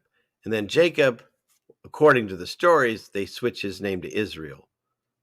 Either way, the lineage of God's, quote, chosen people, it has nothing to do with if you're circumcised or uncircumcised, right, Billington? It has to do with the promise. The promise to Abraham? No. The promise to Noah? No. The promise to Adam. See, it goes all the way back. And that's where religion tries to break us up. Some of my most dearest friends are Muslim, and we're having obviously a difference of opinion here, because right at this split, they go with, I think, Ishmael, which in scripture, that was because Abraham originally didn't know he was going to ever have children with his wife. Was it Rachel? He had relations with her handmaid, and they had Ishmael. But now when you read the Bible, prior to that, he marries her. So they kind of make the case that it is a lineage now that came out from Abraham. But there's a whole bunch of other things that really muddy that one up. So we'll leave that be. But the way I see it is the original promise of Adam runs all the way through Jacob, and there you go to David and Jesus. And here we are. So that's quite a story to get there from this gentleman. So, all right. Let's get rid of that. We still doing okay, everyone? Let me look in the chat. Where are you guys at? Still got a lot of tabs if you want to stay here longer. Seems to be a marathon show. So, Sue's enjoying herself. Okay, good. We already saw Sarah. You were late, Johnny Cool. You have to catch it on the rewind. Okay. Oh, my wife's making some beautiful food down there.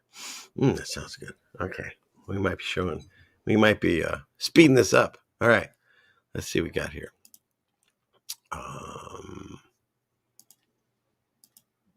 That's sweet. That's sweet. Thank you. Let's see. Oh, look at you, Melody. Thank you. Okay. Thank you, Alvar Billy. All right. So let's see. Where are we at?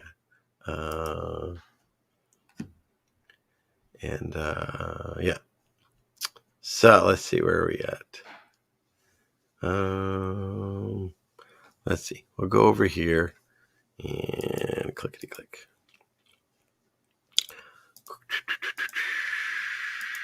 All right. Let's get going here. This one was just interesting because, look for signs and wonders. I've captured so many things with my...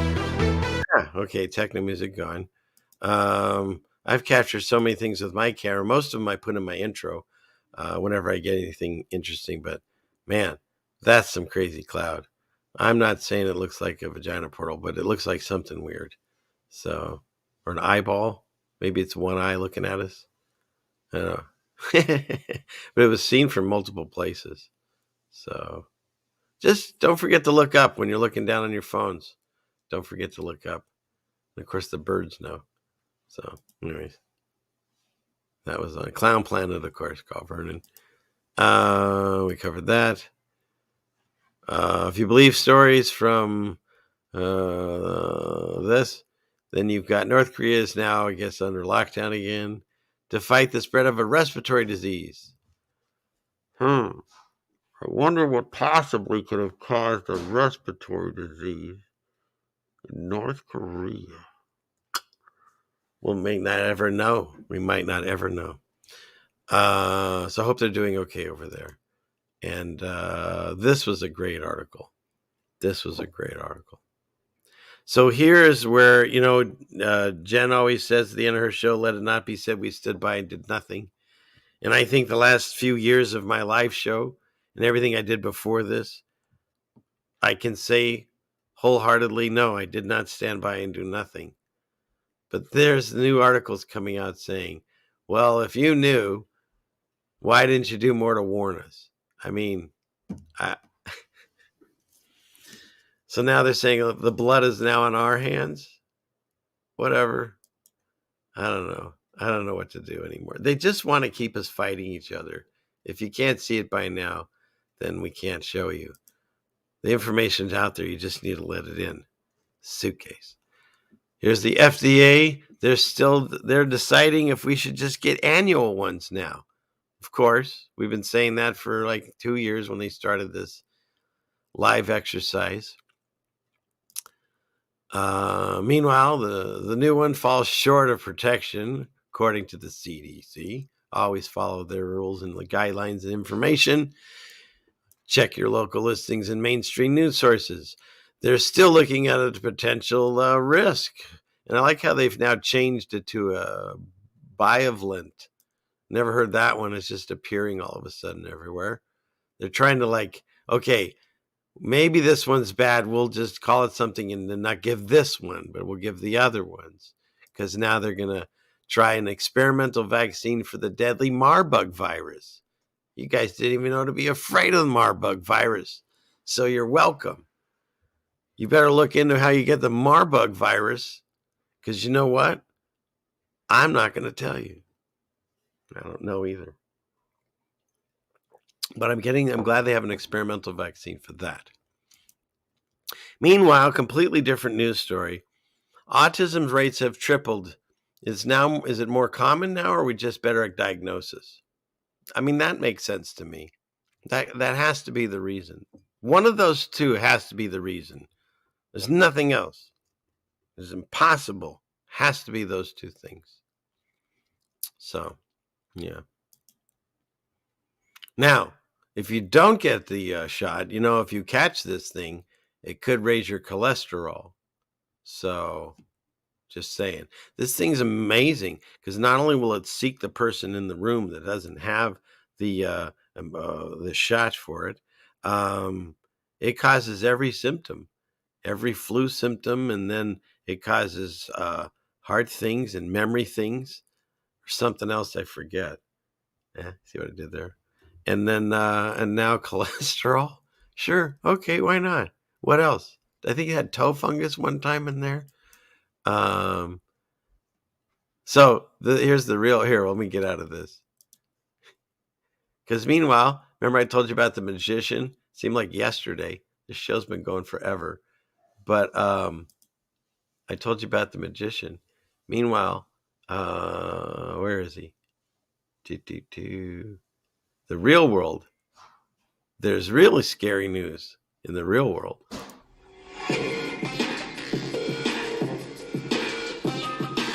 This week in the real world is scary.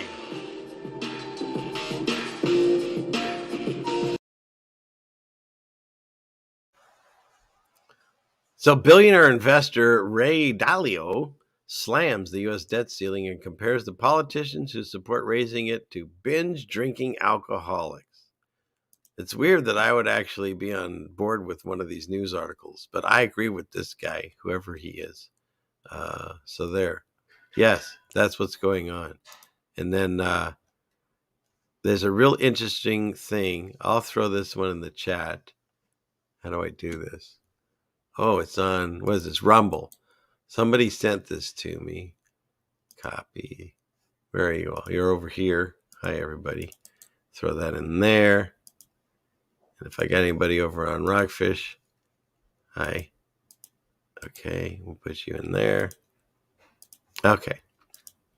Right, did I get it? Yeah, okay, we got it. So we've all heard of bailouts. Remember that for those of us that are old enough, when all the banks failed with their terrible loans, they used our tax money, the government money, and they bailed them out. Well, now they're discussing bail-ins. And I hadn't heard of this. I mean, I kind of discussed it a little bit last week without knowing. But a bail-in, the law was passed in 2010, which gives the government the ability to go into your bank account and seize your money, called a bail-in.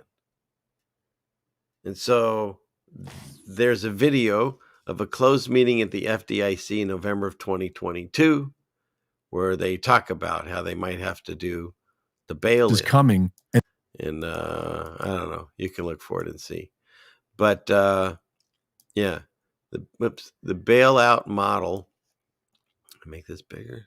Is it this one? Theater mode? Maybe that's it. No? Shoot. I just killed it. I feel like Charlie Brown. You killed it. Wait. Okay. Get rid of the music. Is it that one? No, picture in picture. Full screen. There we go. Nice picture there. Okay. The bailout model versus the bail-in. And yeah, they take your money. And I covered this because I tried to do some banking on this particular day, and I was having issues. And my wife and I then, just out of curiosity, wondered, because we had no problem with the internet. It was just this banking site. So we tried another banking site. We couldn't get on that one. We tried like 6 different banking sites, really big ones you could think of. We just typed them in. We didn't have accounts. We just see if we can get on, like Bank of America and Chase and Citibank and all that. And we couldn't get on any of them at the time. And then when it came back up, my bank had me reset my password, which, okay, they do from time to time, but it was a weird coincidence that it happened right after this weirdness that we found. And the next day I woke up and all these people were going to Bank of America and they were upset because they're missing money. $1,300 telling me to call customer service, and they keep hanging up on people. There's another person here who's also missing money. So we're trying to see what's going on. Money's missing today, and we need our money. And they're already telling us to call customer service, and customer service ain't doing nothing about it. So just a heads up, if anybody's experiencing this, please let us know, because this is not right. I'm missing $1,400 from my account, and they're telling me that there's no way they can help us. This guy's missing money too. This other person is missing money too. So this happened. Like the next day, these videos came out.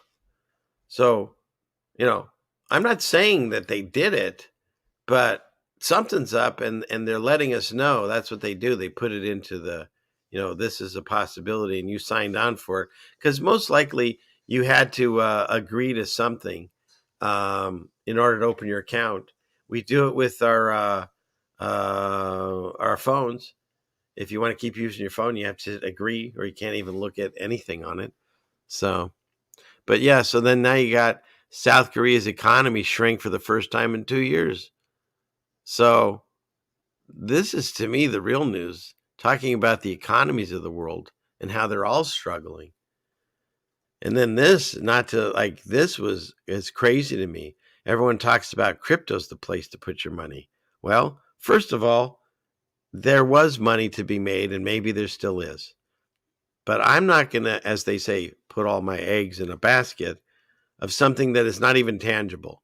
I understand fiat currency is valueless, but I can still hold it. It's a physical thing. And to put all your money in crypto, well, first of all, the fact that they have news stories already about the year crypto broke and how investors lost, like it's been around forever. When you look at the article, at the start of 2022, the Super Bowl featured celebrities like Tom Brady and blah, blah, blah in commercials for crypto, which had a new wave of influencers making people buy crypto. They're talking like it was so long ago. That was last year. So this article talks about how crypto crashed, and it was just 1 year. If that wasn't enough, let's say you put all your money on, well, this is a lighter, but you put all your money in this little ledger, and then you want to buy something. Well, first of all, let's say they accept it. And if they don't accept it, you have to convert it to something else. But let's say they even accept it. If you don't have power and internet, well, then this is just a stick and nothing. You can't even access it. Now, I know you say, well, your money in a bank account is just numbers. I agree, because that's why they want to take everyone digital. because it'd be way easier to steal just digital numbers than actual fiat currency, which is physical. That's why they want to take you off of that and go to a digital currency. And they can steal your crypto. They've proven it when they want to. So no, there's no safe haven. In fact, God even says one day they'll throw gold and silver in the streets. So crypto, the coin of the dead. And if that wasn't enough, let's say you have your internet and you have your power. Well, here's popular mechanics. I don't even think they have popular science anymore. It's just popular mechanics. A catastrophic mutating event will, they're telling you, will strike the world in 2 years. We thought you should know. So what's your crypto going to do then? The World Economic Forum report says business leaders believe the catastrophic cyber event is coming. See, I'm just telling you, they want to keep finding ways, new ways to scare you. The 2023 has filled us with lots of uplifting predictions. I like how they spin it. Like how companies will still soon decode our brainwaves. We just covered that on this show tonight. So I like how they put a nice spin on it. It's an uplifting prediction that they can read your brainwaves. Okay, what else do we have here? I covered all that and that. Let's see. Oh, and Trevor, thank you for the discussion on bail-in. See, I wrote notes because I wouldn't remember. And Mesa Melt, you sent me all kinds of things. And Belinda, it's just nice to see you. Okay, what's next? A rogue AI could kill everyone, scientists warn, as ChatGPT craze runs rampant. And again, we talked about that, was it last week? I didn't even know what it was, and I looked it up. It's the way AI is now. You can have it write things for you. Instead of doing your own homework and doing your own research paper, you can tell AI, I want to write a paper about, I don't know, Devon Islands and the rhesus monkeys that live there. And it'll write you a research paper, and it'll sound pretty darn good. And so now they're saying, eventually, it'll kill us. Well, obviously, it's like no one watched any of the movies that we all did, like Terminator and all that. They're supposed to do that, right? What was the one with Will Smith? The iRobot. And that one tripped me out. For those of you who don't know, Mandela effect on that one. For those of you that remember that movie, at the end of the movie, and it's really sad, spoiler alert, he doesn't know if the robot is, has been wiped or not. And in the very last second, the robot winks at him. And apparently, it's changed back. Apparently, he doesn't wink anymore, so I don't know. But yeah, all the movies tell us they're coming to kill us. Why would we think any different? So, and this is real news nobody's talking about. For those of you truckers, if you have a pre-diesel or a pre-2010 diesel, they're now going to ban it from California roads. So there's that. More great news about losing our supply lines. Okay, and straight to your inbox. No, what is this? Oh, and this was a cool story I got from Terry. Super pigs. Like, I'm telling you, you want fear? They got fear from everything. If the monsters aren't scaring you, if the technology's not scaring you, if the shots aren't scaring, we got super pigs, and they are invading the U.S. They're coming from Canada. Those Canadians, they always do this, eh? And then they're giant pigs that, see, according to the cartoons, they're making their way. Look at him. He's sneaking his way in. He's like Sarah trying to sneak up on us. But, no, that would cast it. How do you make this larger? This one. Oh, there she is. I said your name and you had to walk by, but you're not going to be on camera because you're going to be a brat. Okay, now we're stuck on the pig. It's not working. Uh-oh. Am I still on air? I hope I am. We're spinning and we're spinning. All right. Well, anyways, there's giant pigs and they look real scary. And they're coming for us. They're coming for you now. The giant pigs. Super pigs. Super pigs. Okay, next. How do we interpret this? What was this article for? Oh, I thought this was interesting. So the CDC, and always follow their guidelines, remember that. They're saying that, yeah, I guess there are some side effects, but they're rare. And so then people are like, okay, what is rare and common according to their estimates? So when you go down here, it says rare effects between 1 in 10 and 1 in 1,000.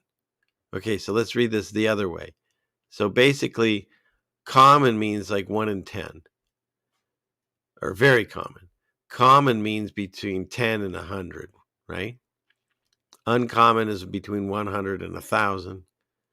And rare is 1 in 1,000 it starts at, to 1 in 10,000. So this is perfectly acceptable according to them. So I don't know. Just thought that was interesting.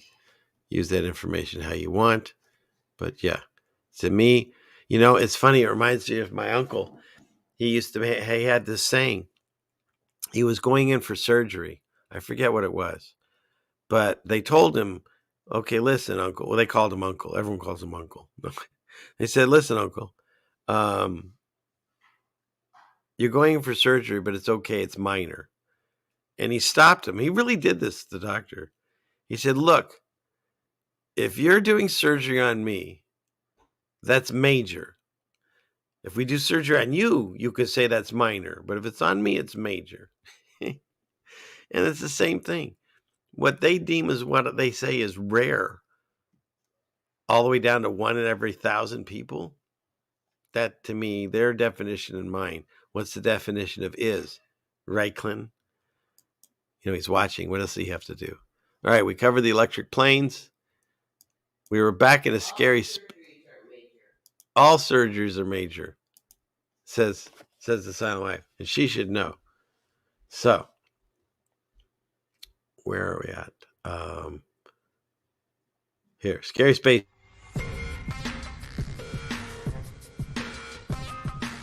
This week in Scary Space News.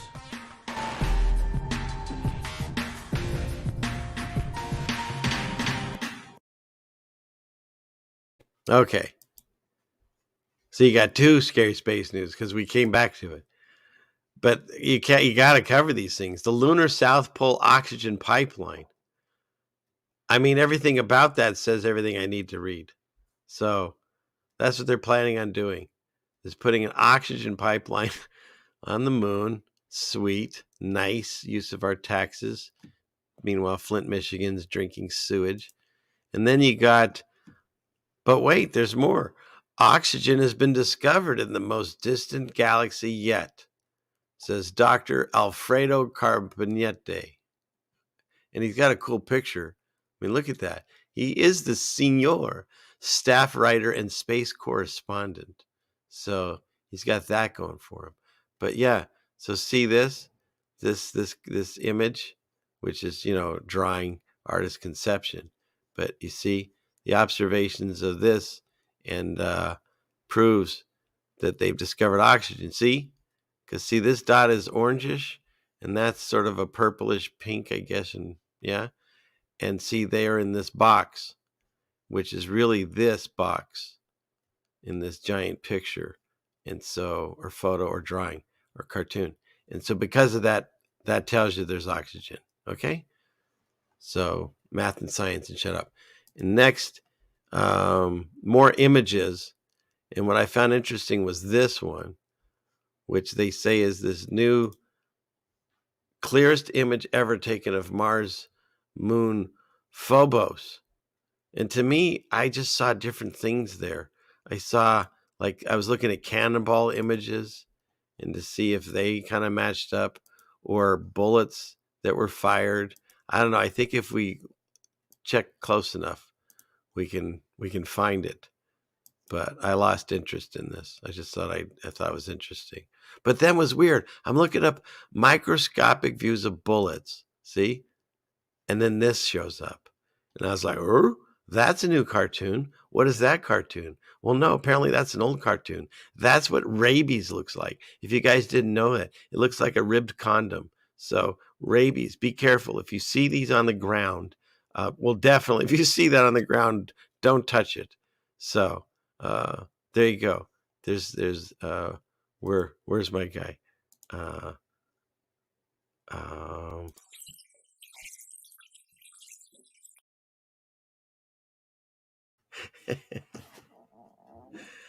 Oh my gosh. What are y'all still doing here?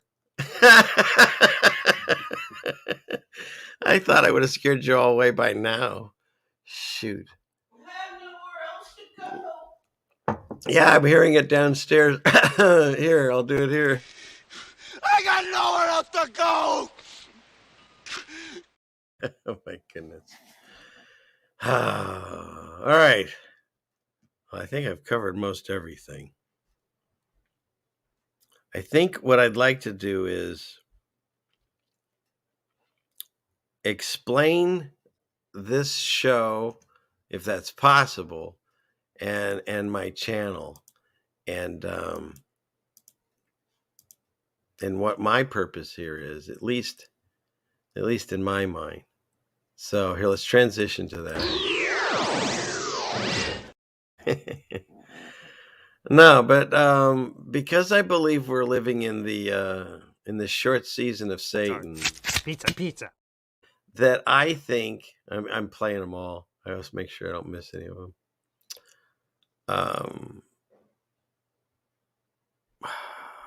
When I started this channel,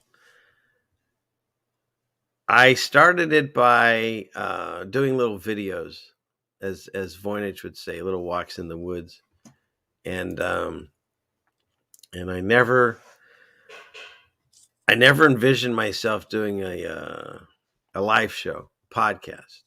They kind of like terrified me a bit. I don't know. It seemed like it. Plus, I didn't want to be locked into something on a weekly basis. And but I fought through it, and I enjoy these get-togethers that we have. It's wonderful. It's a loving family.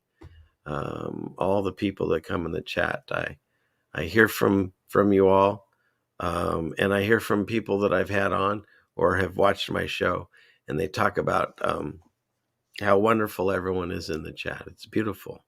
It's a great gathering, and I'm proud and I'm blessed to be part of it and to shepherd my little short part of it, whatever that even means.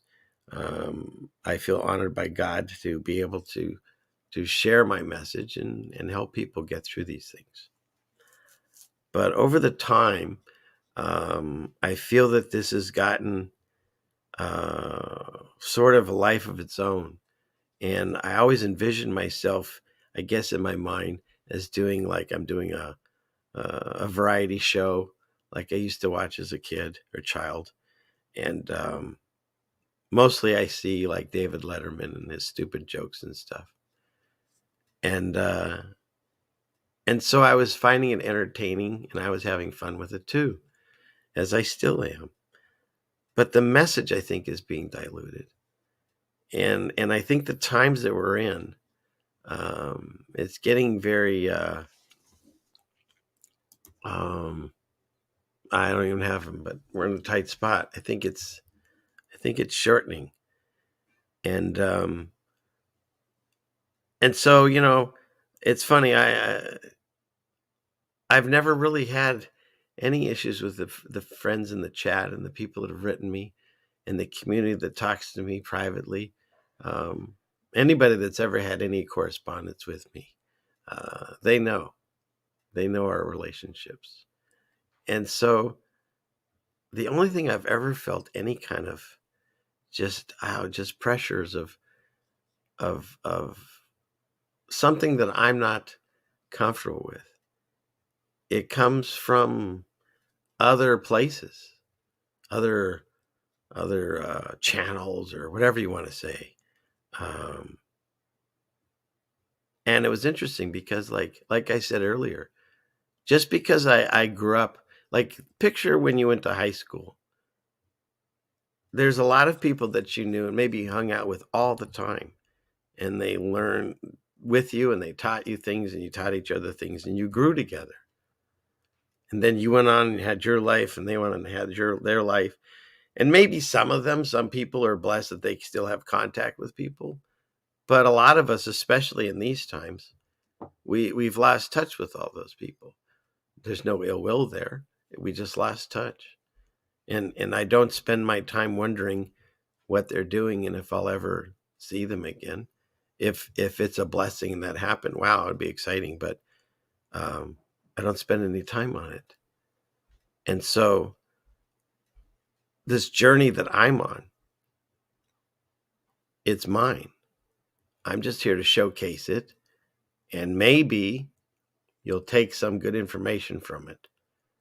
And so my journey is going to continue, but I'm going to change up. I'm not sure what I'm going to do with this show because as I'm being told, it seems egotistical or it seems gaslighting, or I don't know. You should see the things and hear the things that come from, people that have your best interest in mind, I guess. And I know I have old jokes. That I know for certain. I'll agree with that. They're called dad jokes for a reason. So, but I love my dad. And as I said, he's taught me more on how to be a man than anyone will ever say on any channel or any book. It's just not going to work. Maybe, obviously Jesus will put me in my place. But for right now, he's the guy. And so, I definitely want to go over more scriptures because I don't think that there's a voice for God on YouTube. I see a lot of fun times and parties and whatever, and that's great. Go ahead, do as thou will, have fun. I have no malice for that. I didn't want to be part of any group, community, whatever. So if I have to change this whole thing, I will. Because for me, it's not about money. It's not about likes. I mean, I like to be liked. I like to be watched. I like to, some shekels from YouTube, the little bit that they throw my way, or friends or people that throw on Cash App. But no, that's nice. But that's not why I turned my camera around. Because the one thing that I do know, the Jewish heritage in me, I know business. And this is not good business. The shows that I do, the hours that I put in, it's not for the money. I know that. I do other things and figure out other ways to live where I live. I didn't wake up here. It wasn't like I woke up from a dream and went, holy crap, look where I live. My wife and I busted our asses, our whole lives to get here. We raised, between us, including some of the extras we took on, 7 children, I think we're up to? Okay, it is the Brady Bunch family. But we worked hard to get here.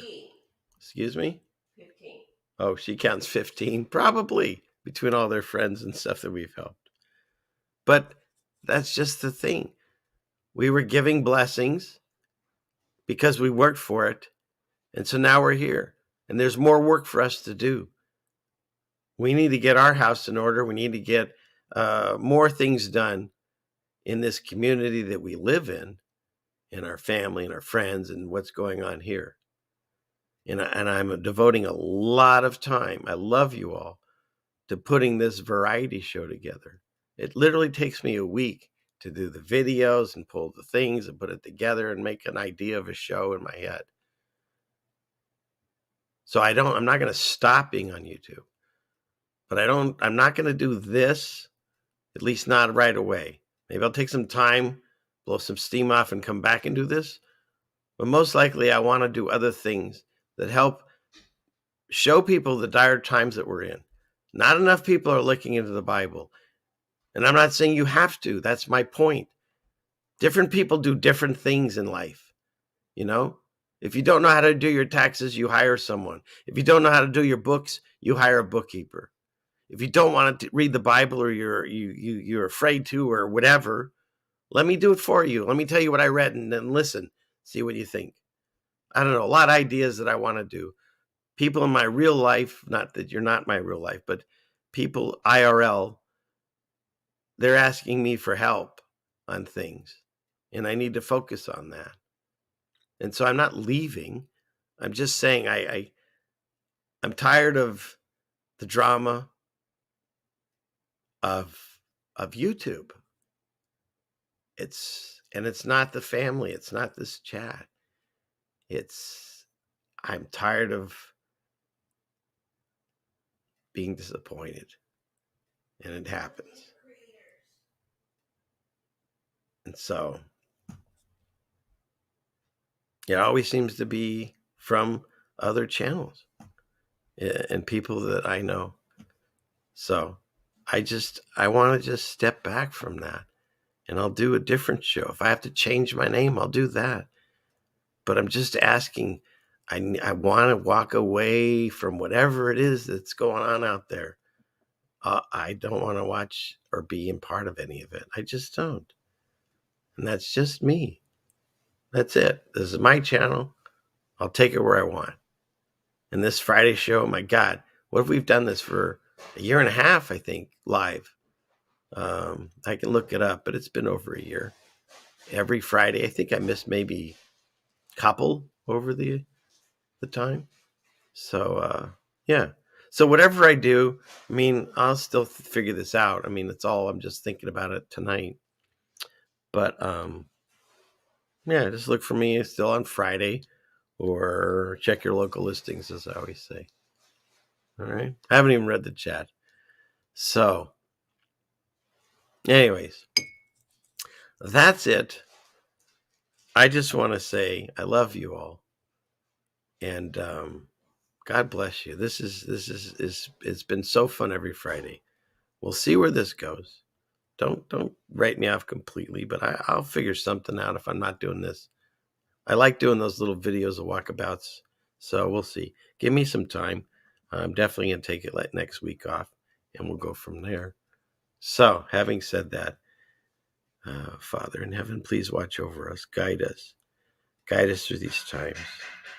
Fill us with the Holy Spirit. Give us your comforter. Fill us with joy. Guard us and protect us, and help our loved ones find the truth. We ask this of our Father in heaven. In the name of Jesus, amen. All right. Okay. So, having said that, I have this. Class is dismissed. And then I have, who said it? The saddest song? I forget. It was TJ? Maybe it was TJ. Could have been Juan Torres. But anyways, God bless you all. May the good Lord watch over all of you and hold you in his arms. When you can't figure it out for yourself, ask him for his help. Ask him to help you, and he'll do it. Usually I say results may vary, but on this one, no, I don't think so. Love you. Good night.